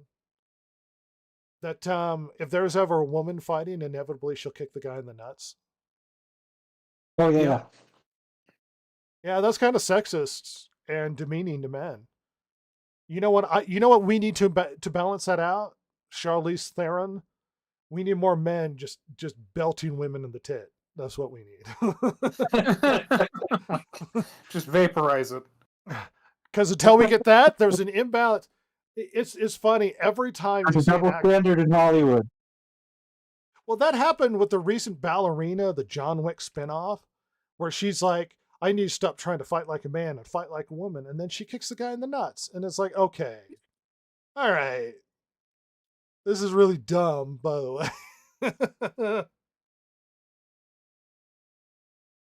Ugh. You know what?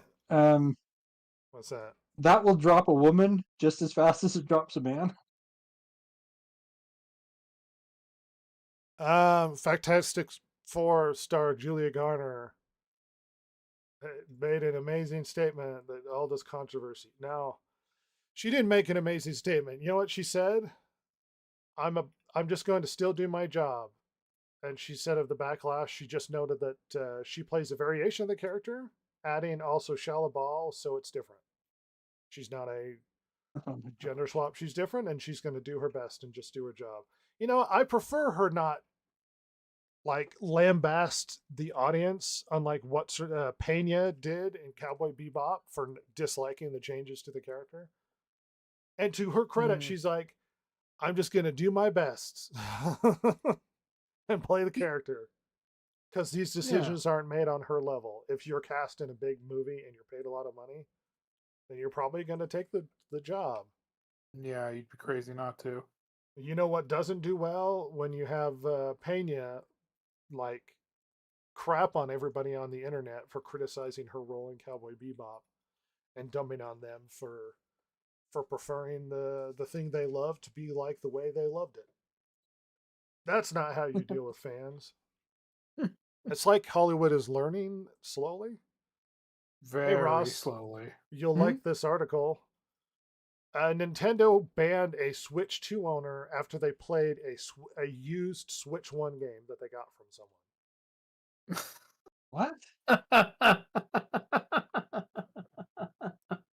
Yes, a Nintendo Switch 2 user reportedly got his brand new Switch banned by Nintendo after buying a used Switch 1 game and patching them on his console. Oh my god. They purchased 4 used titles off of Facebook Marketplace, inserting them into the Switch 2 and had them all updated.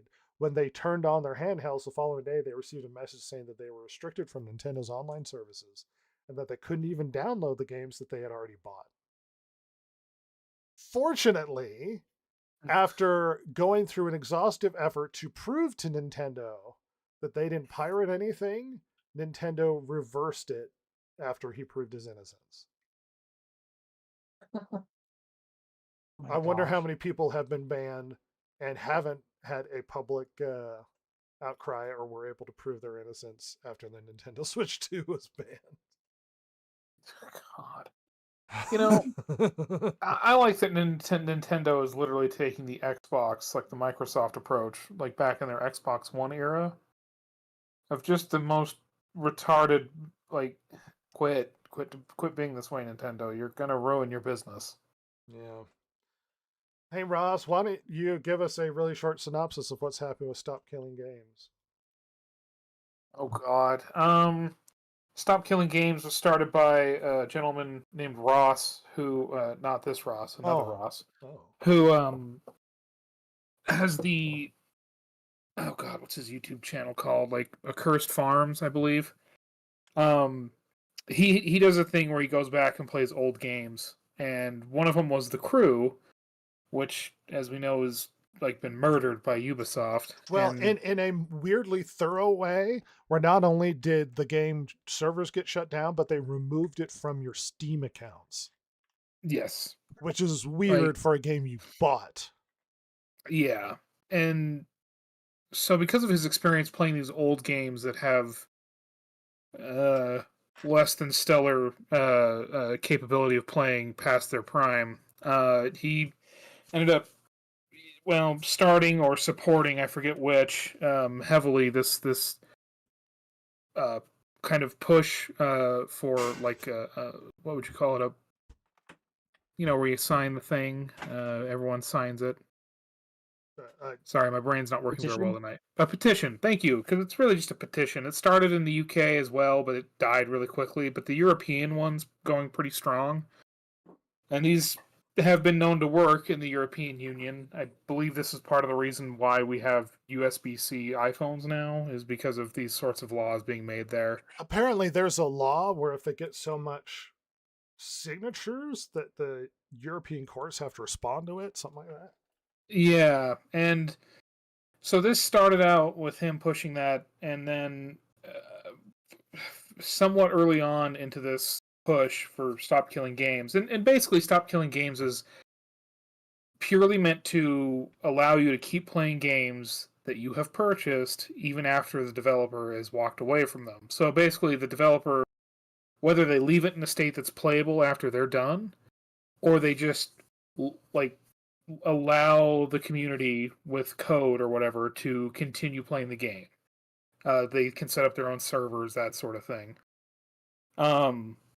But early on, a gentleman by the name of Thor, not his real name, at Pirate Software, the YouTube channel that you've probably seen some shorts of because he got really popular via shorts, came out and declared his non-support of this and how it's going to ruin gaming and all this stuff. And basically he misunderstood it and then doubled down, triple down, quadruple down, and I believe is still doing so. He's a real Well, shithead. I have an update for you. Oh, The reason why I had you go through that is because Pirate Software has lost more than 100,000 subscribers on YouTube over the Stop Good. Killing Games controversy. Yeah. and not to be drama tuber, but like it's not even just the Stop Killing Games thing. That's a big one because it's like really showing his hypocrisy. But on top of that, he's been getting hit with a lot of drama lately where people like he had some drama playing WoW where they do like Iron Man servers. So once your character dies, they die. Mm-hmm. Where he screwed up on a raid and then just deny, even though it's on video of him fucking up. And he was just being a little shithead about it. Which, doesn't matter, but it's just like a really bad look to look like a petulant little asshole. Like you're still 11. Did he die on that raid? No, but he didn't do what he was supposed to do as that particular party member on that raid to help people get away. Does that make sense? Like, Yeah. And one And thing to Other people died because of him. correct. And one thing to remind you is his dad was one of the original WoW programmers. Yes. His dad was an original Blizzard guy. So Yeah, when and you he worked look, at Blizzard briefly, Thor did. yeah, so the expectation I think everybody would have is he would be competent at a WoW game. Yes, and he certainly liked to sell himself that way. Then there's drama with him claiming to have been a hacker that worked for the government for a while, and then it's kind of coming to light that he just sent phishing emails on behalf of the government. Yeah, he kept claiming see he if- got paid big money from the government for uncovering stuff. Yeah, Like which big money, the way he claimed. Yeah, which I don't know how that one is newer to me, so I don't know. And then also a guy by the name of Coding Jesus on YouTube has gone through the code on his game that he's still developing and just came out and said, yeah, it's trash. He's not a very good coder, which again, Thor is not taking well. So Yeah. it's just all piling up. I kind of both like and about Thor's content.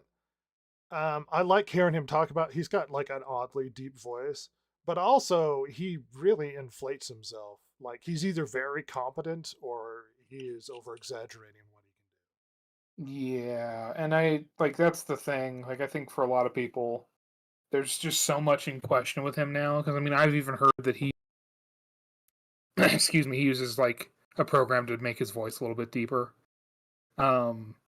Again, most of the stuff I don't care. It's just all a really bad look. Like it's just he just has a really bad attitude when it comes to basically everything. and I think people are finally really catching on to that and seeing it exposed more. And so everything he does is scrutinized now. So, There oops. you go. Well, you make big claims. You got to back up those big claims there, champ. Yeah, it's a dangerous line you got to ride.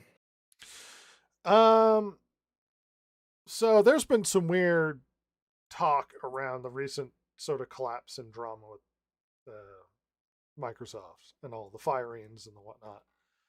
And there's been a tweet to come out with from someone in the game industry who worked on Arcane Studios, founder of Arcane Studios, and he has some interesting things to say, which sparked. It took me a while to track down exactly where this started, and it started with this guy. I'll read you and tell you why this spun out of control. So he says, "Why is no one in the room? No one talking about the elephant in the room? Cough, cough. Game Pass." Somebody responds, "As a developer, what are your thoughts on Game Pass?" Raphael says, "I think Game Pass is an unsustainable model that has been increasingly damaging the industry for a decade. Subsidized by Microsoft's infinite money, but at some point, reality has to hit. I don't think Game Pass can coexist with other models. They'll either kill everyone else or give up. What happens when all the money runs out is the most vocal concern in my network, and one of the main economic reasons people I know haven't shifted to its business model. The infinite money thing never made any sense." Raphael responds, "I agree, and I'm fed up with all the BS that they fed us at first. Don't worry, it doesn't impact the sales, only to admit years later that it totally does. No shit, it does, really." And so on and so forth. The conversation sort of spins into the fact that that this has opened up a massive conversation about the fact that the belief is that Game Pass is not only ruining the industry, but is an unsustainable business model. I have argued for a long time now that Game Pass is an amazing bang for your buck. With the amount of money you spend, you get day one releases of brand new games immediately. Big game releases. Starfield came out day one, whether or not the game was good or not. That's a big deal that you could play it on Game Pass right away. Yeah. A big That deal. is true. Yeah. Indiana Jones came out day one. That's how I was able to play Liza P as well as a bunch of other games. It is a better financial deal than PlayStation Plus, in my opinion. Yeah. And I guess the argument is that not only is that model unsustainable because it damages sales of the game, but on top of that it can't exist in a market with other sort of payment models because it's damaging other economic systems in contrast to because of its existence, i.e. normally selling games deliberately for $60-$70 or whatever, or even in the sphere of other game stuff like PlayStation Plus and whatnot, that is damaging those because they're held in contrast to a model that gives so much for a fairly cheap price. I don't know. What are your thoughts on this? I'm not surprised. I mean, if they're talking about like other services or models that'll hurt, if they just mean like general sales, yes. And like the big fear I have had for a couple years at least was PC gaming's already gone away from physical copies entirely. Part of that's to do with Steam. And I figured Game Pass was going to be the thing that really killed it for consoles. And I think it's going to, at least for Xbox. I mean, we've already heard that some of the big games coming from the Microsoft big studios are not getting physical releases on the Xbox. Even if they're going to PlayStation, they'll get one there, but not here on Xbox. Well, the accusation is that a good parallel is like Netflix. Even if Netflix's model isn't sustainable, it's because of its existence and how cheap it is and all that it offers, it's essentially destroying cable television. Yes. Yeah. Yeah. As a good parallel. And I mean, we'll see, because hasn't it been confirmed that Xbox, is working with Steam on their next console, so like it's going to be able to have I don't Game know Pass, you can directly, get your but Steam. so their handheld isn't going to happen. The first party one, it seems like they're just going to do their one that they're co doing with like what was it, AMD or whatever. Mhm. And that the fact that they're kind of working with Steam to allow Steam allowing it to be used on that handheld is kind of a big deal, and that it may grow. I think the speculation is it may grow into the next console, access to Steam and stuff. And then it's like, how much do you? The argument is that this is the result of why 9,000 people have been fired at Microsoft, and the accusation is that they're not only damaging the industry by the existence of Game Pass and how cheap it is and whatnot, but it's also unsustainable, that they can't afford it long term, and that it's basically destroying Microsoft itself by maintaining this. On top of that, it seems like Microsoft is trying to transition to a different kind of business model into order to sustain itself anyway. Yeah, I mean, you could make the argument that the Game Pass is killing the Xbox brand. I won't, or I could see an argument there. I really agree with it. Microsoft itself, I mean, dude, this is all just such a drop in the bucket to Microsoft. I mean, the thing it's AI. AI is the thing that I mean, we went over this, was it last week?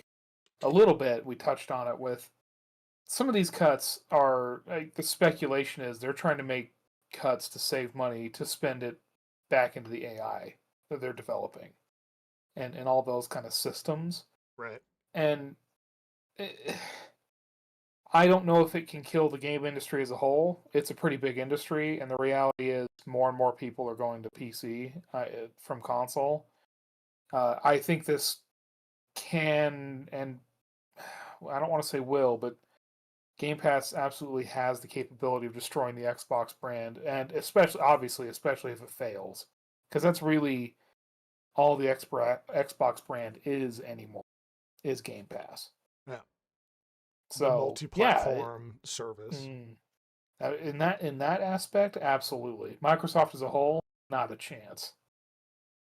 It also reminds me of it. It's like, well, it's unsustainable and it's damaging everybody else because Microsoft can afford to just lose money. And it's like, I'd like to remind people, Apple TV has lost $1 billion every year. Mm-hmm. That's a absurd amount of money, but Apple doesn't care because they can afford to lose it, and they're putting out huge prestige content. And then you're like, well, that damages the industry because everybody expects all the other streaming services to have this huge prestige content, and they can't afford to just hemorrhage $1 billion a year. And I'm like, you're right. They can't. And Apple can afford to take the loss, just like Microsoft can afford to take the loss. Even though it doesn't seem they can afford as much as Apple because they fired 9,000 people recently with their fifth set of layoffs. So, trouble brews in Microsoft town. And shocking. The reason why I went and tracked down this guy's conversation is the big conversation across the internet now is the unsustainability of Game Pass. And it started with this guy talking out loud on Twitter, Raphael, which now opens up to the discord around Xbox Game Pass being an unsustainable model. Industry analysts say the likes of Fortnite and Marvel Rivals are even bigger threat to the gaming industry. In the wake of this, there has been some specific backlash names at Xbox Game Pass, with Arcane founder Raphael Colantonio calling it an unsustainable model that's been damaging the industry for a decade. Despite this, it was reported that U.S. video game subscription spending reached an all-time monthly high. In May 2025, this included your console subscription like Game Pass, Switch Online, as well as things like MMOs. However, Circana Games industry analyst Matt Piscatella has another view on the opinion that Game Pass is bad for the industry, and said he believes that games like Fortnite and Marvel Rivals are far bigger threat. The top 10 live service games sucked nearly half of all game hours from PlayStation Xbox ecosystems before any other game can even get a taste is a far bigger threat than the submodel. It's true that live service market is the end goal for a lot of companies, but we've seen a ton of live service games chase a trend and then die quickly, with the likes of XDefiant, Rumbleverse, and of course Concord. But the ones that do take off are hard to beat, and they're consuming most of the hours of people playing. What do you think?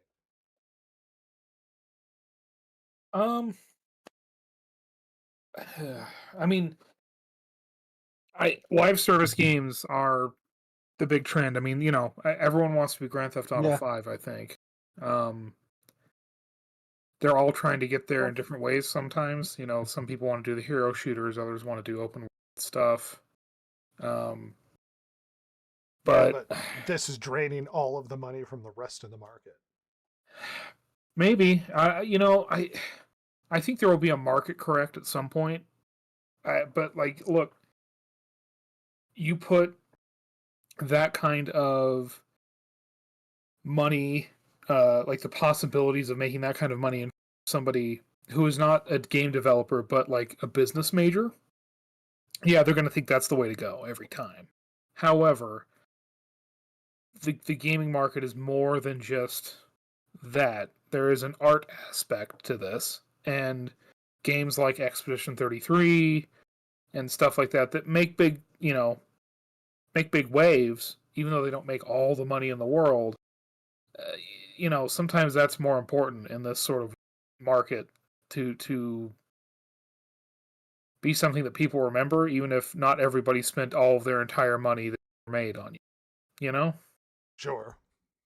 So I look, I don't know when, because it seems like it's been a while, but eventually that will start to peter out.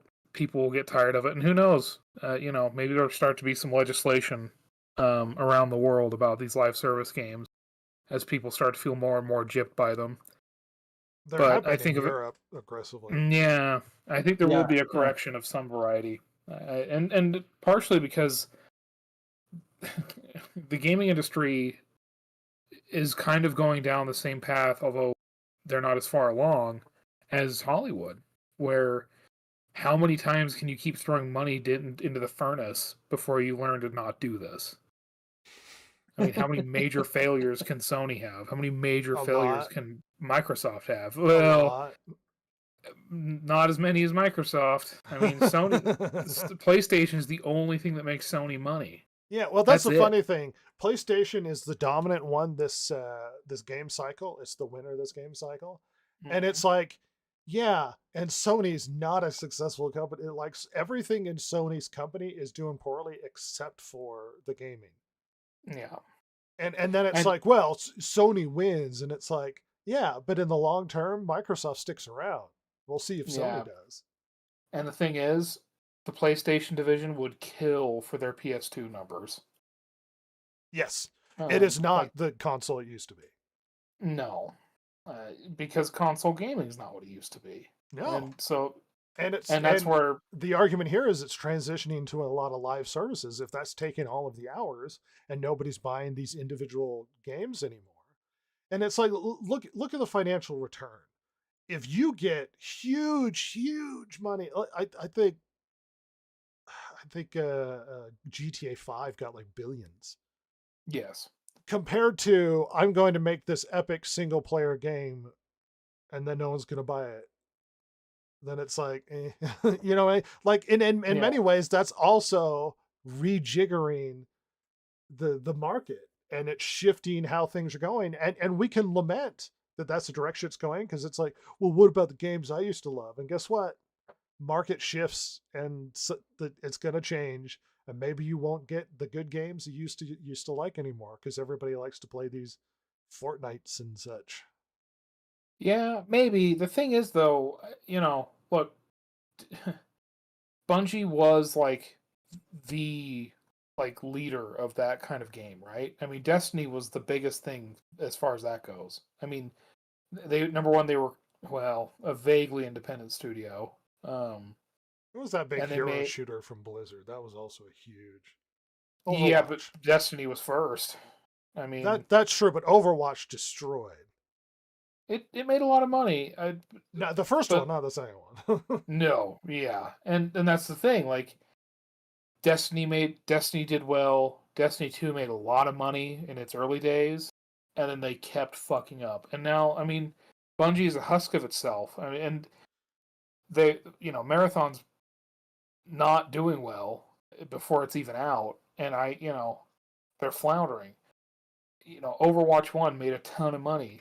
They fucked it up by making Overwatch 2 replace your copy of Overwatch 1. People were pissed. They didn't like it. It's dying.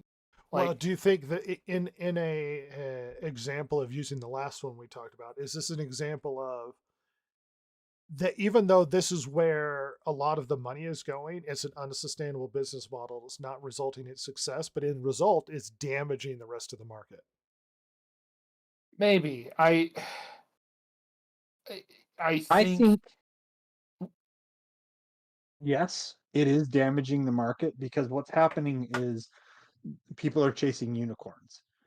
They see the fabulous wealth that can come about because of these live service games, and they completely shift their focus from what they did well to what they think they will be a bankroll for them. And because of the saturation of the market, you're going to have to dethrone someone like Fortnite to take over to make a profit in this Fortnite had type its of worst month situation. in a long time recently. That's interesting. That's interesting to We know. reported on, think of the last podcast. Yeah. How bad was it? Was it bad enough that somebody could edge their way in and force them out, or was it a downturn that the next battle I pass don't or know. whatever All of will- this tends to come in trends because it's like, That's true. WoW, EverQuest was the big MMO, and then WoW took it over, and then eventually you get some other ones, and then they're trying to take. I mean, it's like you always have your big first-person shooter that everybody's playing. One time it's like one of the CODs, and then it's a Modern Warfare, and then it's some other shooter, and people tend to migrate from the big popular one to the next big popular one. You tend not to have multiple big, like the one where everybody's sitting. You'll have a first and like a second place. The second place is usually down the line. But there's always a fight to sort of take over. And when you take over, the audience migrates. Like they just do. Yes. And that's why I was absolutely they curious do. about the downturn with Fortnite. If it was maybe a momentary thing, or if I mean Fortnite could go out, and it could be that the next big thing is going to come along, and I we're going to mean, be chasing it, a it, new trend. it can't last forever. And this might be temporary, but eventually Fortnite will be replaced with something else. It just Pretty sure. will. Probably Marvel Rivals, I'm assuming. I mean, even if it's not now, like maybe Fortnite gets a resurgence or some stupid pack or something comes out. But eventually, it gets replaced. Whether it's a game that's out now or is coming, it will someday get replaced. But it's the market's changing, and this is an interesting turn of events coming down the road. News for Jason. Russell T Davies said that Doctor Who was meant to counter the very straight and very masculine sci-fi franchises, as doubt over whether the series' future is going to continue. Okay. I'm shocked to hear this. I mean, you could argue that that Doctor Who was meant to be kind of a different take on the male aspect of Well, maybe this is just Russell T of Davies sci-fi. projecting, but It could be. I mean, the thing is that yes, Doctor Who is not like the Han Solo type character, or the Terminator, the T-800 type sci-fi character. He's definitely more cerebral, but he was never gay. He was never feminine. He was never any of those things. He was still masculine. He was just smart instead of brawny. He was smart instead of a brawler.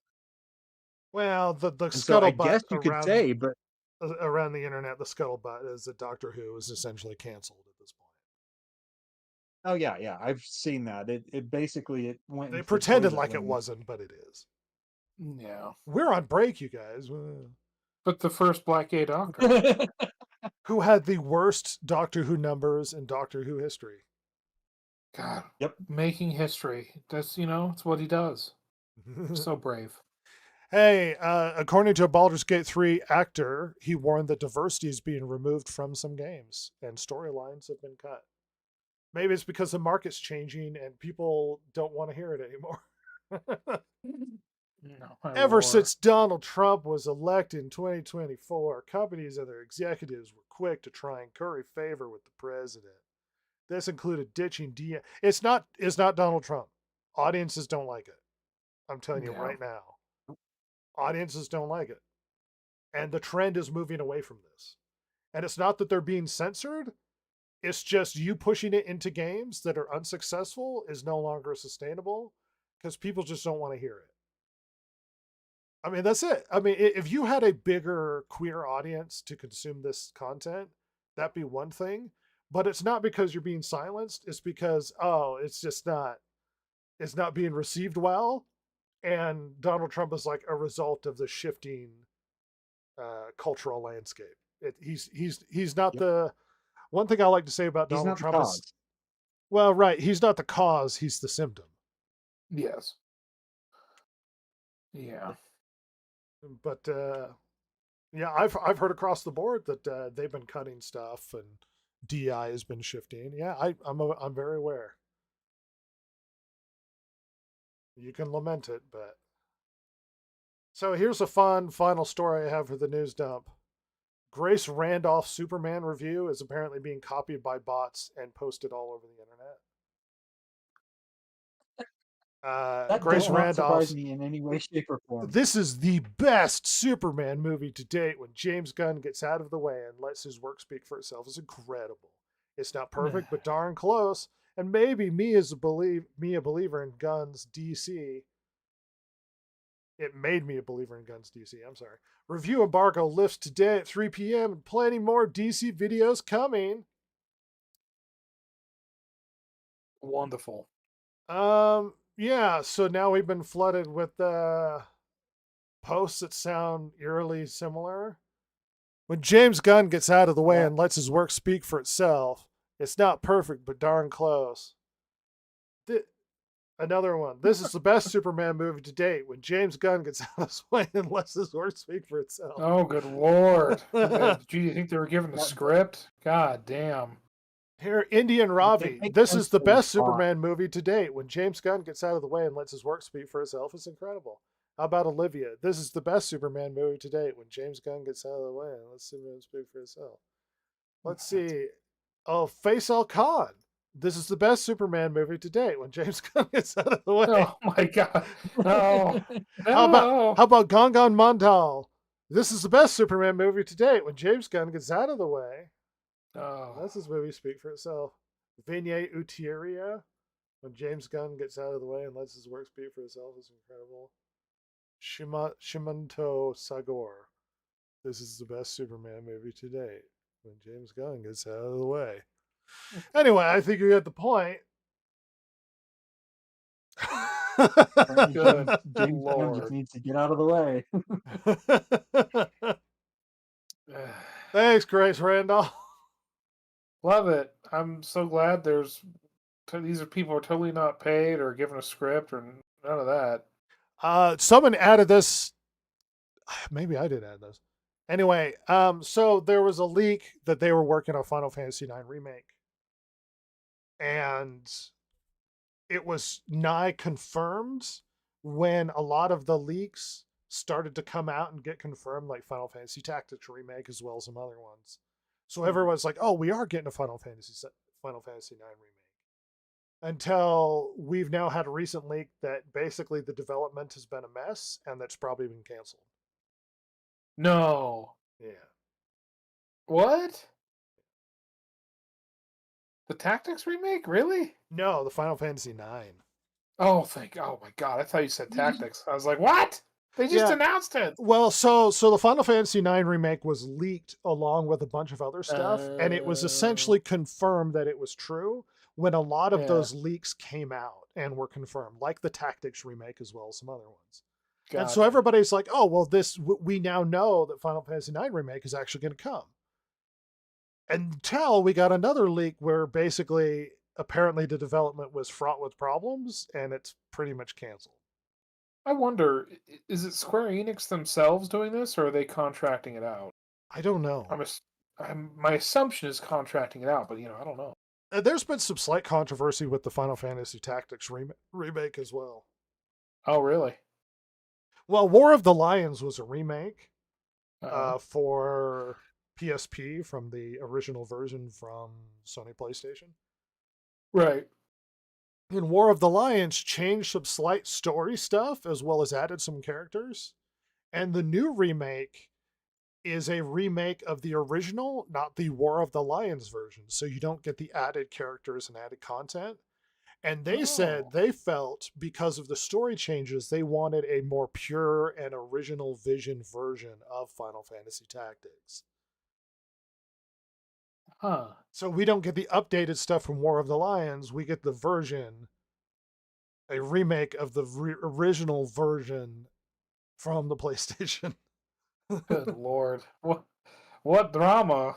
So no Oh. added characters, which was kind of the fun part when you could go get Balthier and Cloud. Yeah. And also the character from Final Fantasy Tactics 2.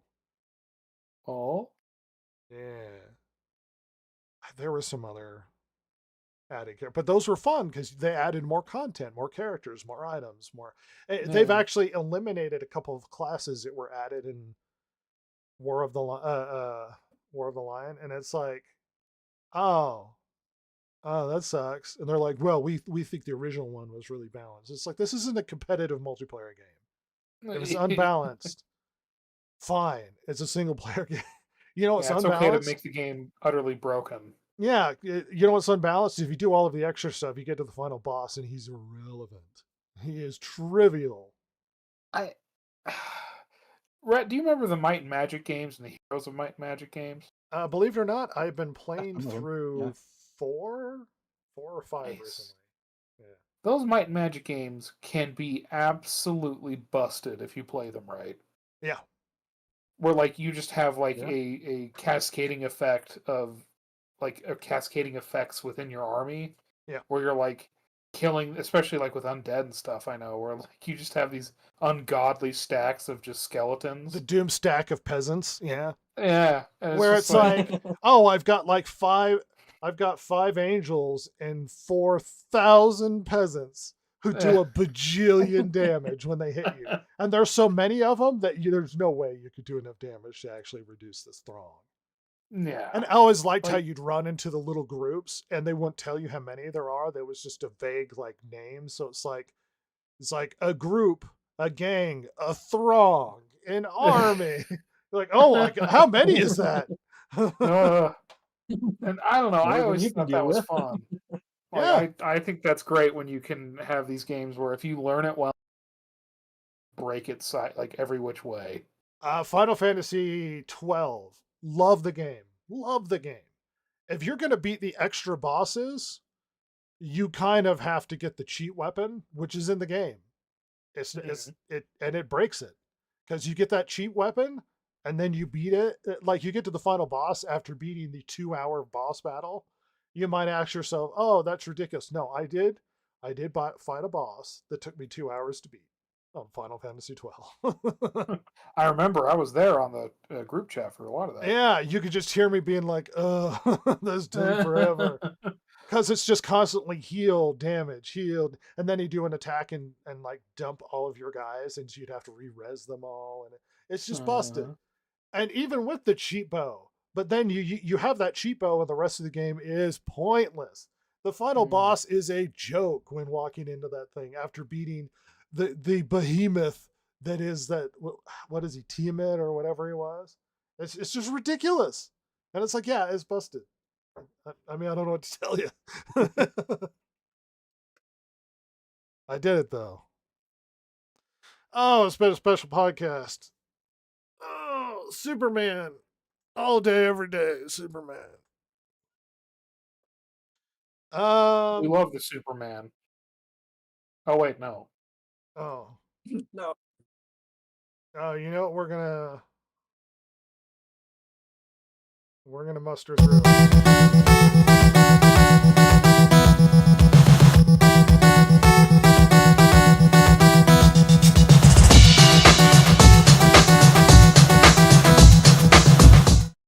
All right, Jason, what absurd fight do you have with this? Well, the absurd fight that we have today is the Grim Reaper covered in eyes, wielding a Oh my god. lightsaber, is up against an Amish a hobo that's made of stone and is Amish. Why did everything reformat in a janky way? What is this?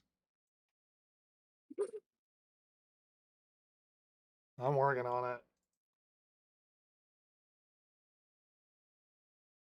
So in this, you got to be able to say that yes, the Amish hobo has the ability to kill the Grim Reaper,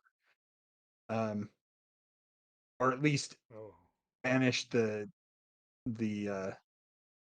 figure, so that he does have a chance of winning.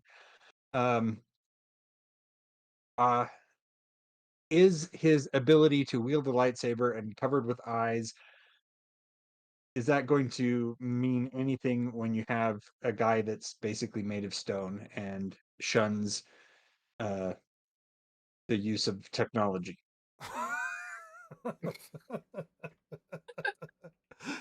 As if that's a power. It is a power to me, yes. Maybe it's an area effect. We don't know. Maybe no technology works around. It's Lightsaber done. not like he believes so hard that the lightsaber shuts off. He's like an orc. it's a lightsaber. It's a lightsaber. Lightsaber Like beats it's- stone. Yeah. In the great rock paper scissors of this world, lightsaber beats stone. Amish does not beat Grim Reaper. Does he have a traditional Amish eye poker? It just says he's made of stone and likes the traditional Pennsylvania lifestyle, rural Pennsylvania lifestyle. Oh, I know he drifts in his carriage. I just know it. Yes, he does, as often as he can. Hell yeah. My kind of guy. I mean, not to be dismissive as if this fight is irrelevant, but Grim Reaper? I'm leaning old Oh. Grimmy here. Old Grimmy. Old Grimmy. Old Grimbo. Grim or Grimster. Grimby. I'm kind of on that side as well. We I- would hope I that all of do these fights feel- are a lot closer, but I do feel that he does have a shot at this, because having eyes all over the place could be a huge distraction. But at the same time, and the fact that he's made out of stone, it would make him more durable to lightsaber strikes, but not necessarily completely invulnerable to them. yeah, I think As the much as I hate Amish to say lose it, once again. the Amish statue man's getting cut in half with that lightsaber. Hence it looks like he's missing his Alright. legs already. He looks Yeah. like he looks less Amish and more hobo. Well, yeah. I love that. Well, the Grim Reaper moves on. The hobo made of stone falls by the wayside, and we are now in the semifinals, where the evil doll with a rocket launcher will fight against the Mario Brothers with sticky bombs, and the Grim Reaper covered in eyes will be up against the giant guacamole squid with a cattle prod. Disgusting. These fights have gotten absurd. It's like eventually we're gonna get like Homeless man with herpes versus girl in kissing booth. Who wins? That's my next one. Oh, I love that. I'm excited for that one. He's got the perfect counter to that poor girl in the kissing booth. No. She has to accept the money. Maybe this was a bad idea. She's trying to get her girls to girl camp or whatever Yeah, that's how it is. by kissing every dirty boy in the neighborhood.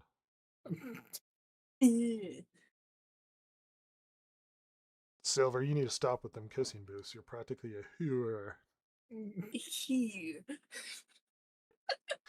Oh, it's been a fun time.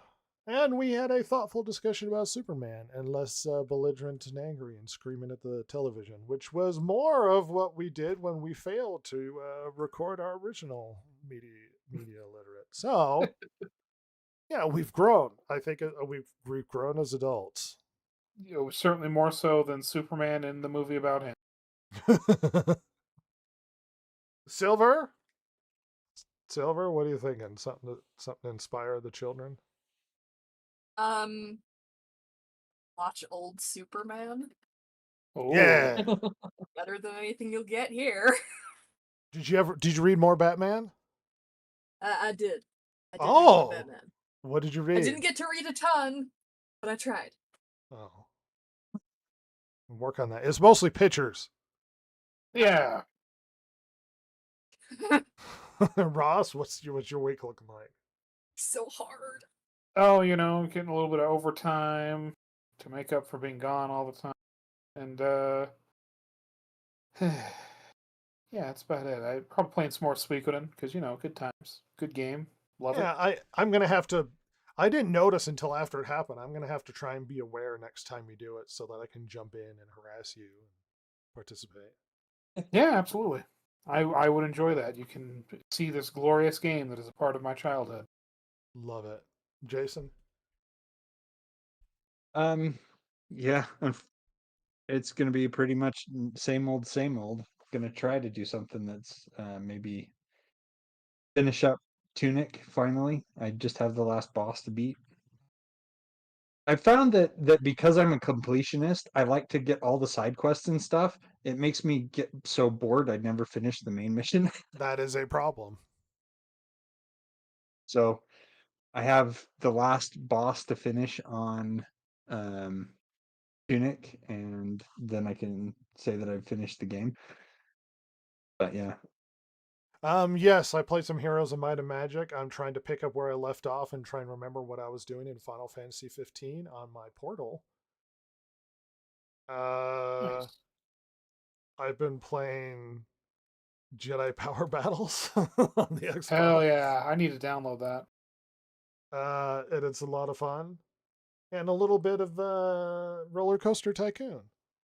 Nice. Little bit of Roller Coaster Tycoon on the Windows XP computer, the old Dell I built. Hell yeah. It's been a lot of fun. Hey everybody, have fun.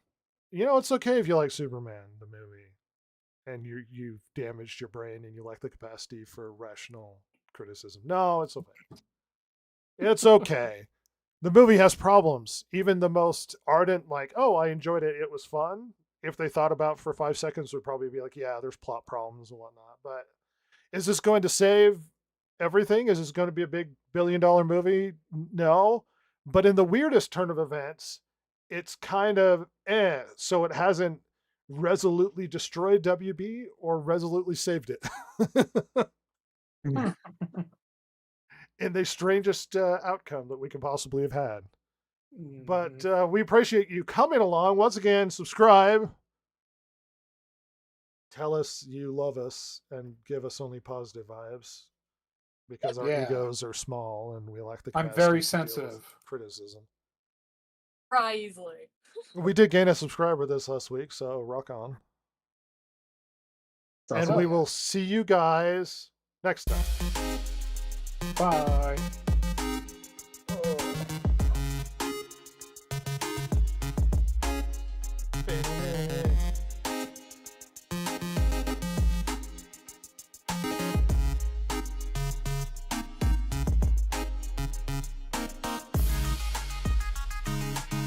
If you like the show, follow Rhett, Jason, Ross, and Silver, the world's most lethally stupid internet personalities, on Twitter at DG Podcast or on Instagram at Distracted Gamers. If you liked or hated what you heard here today, you can email them at thedistractedgamers@gmail.com and share your feelings. Not that Jason would care, since he hasn't any, of course. Oh my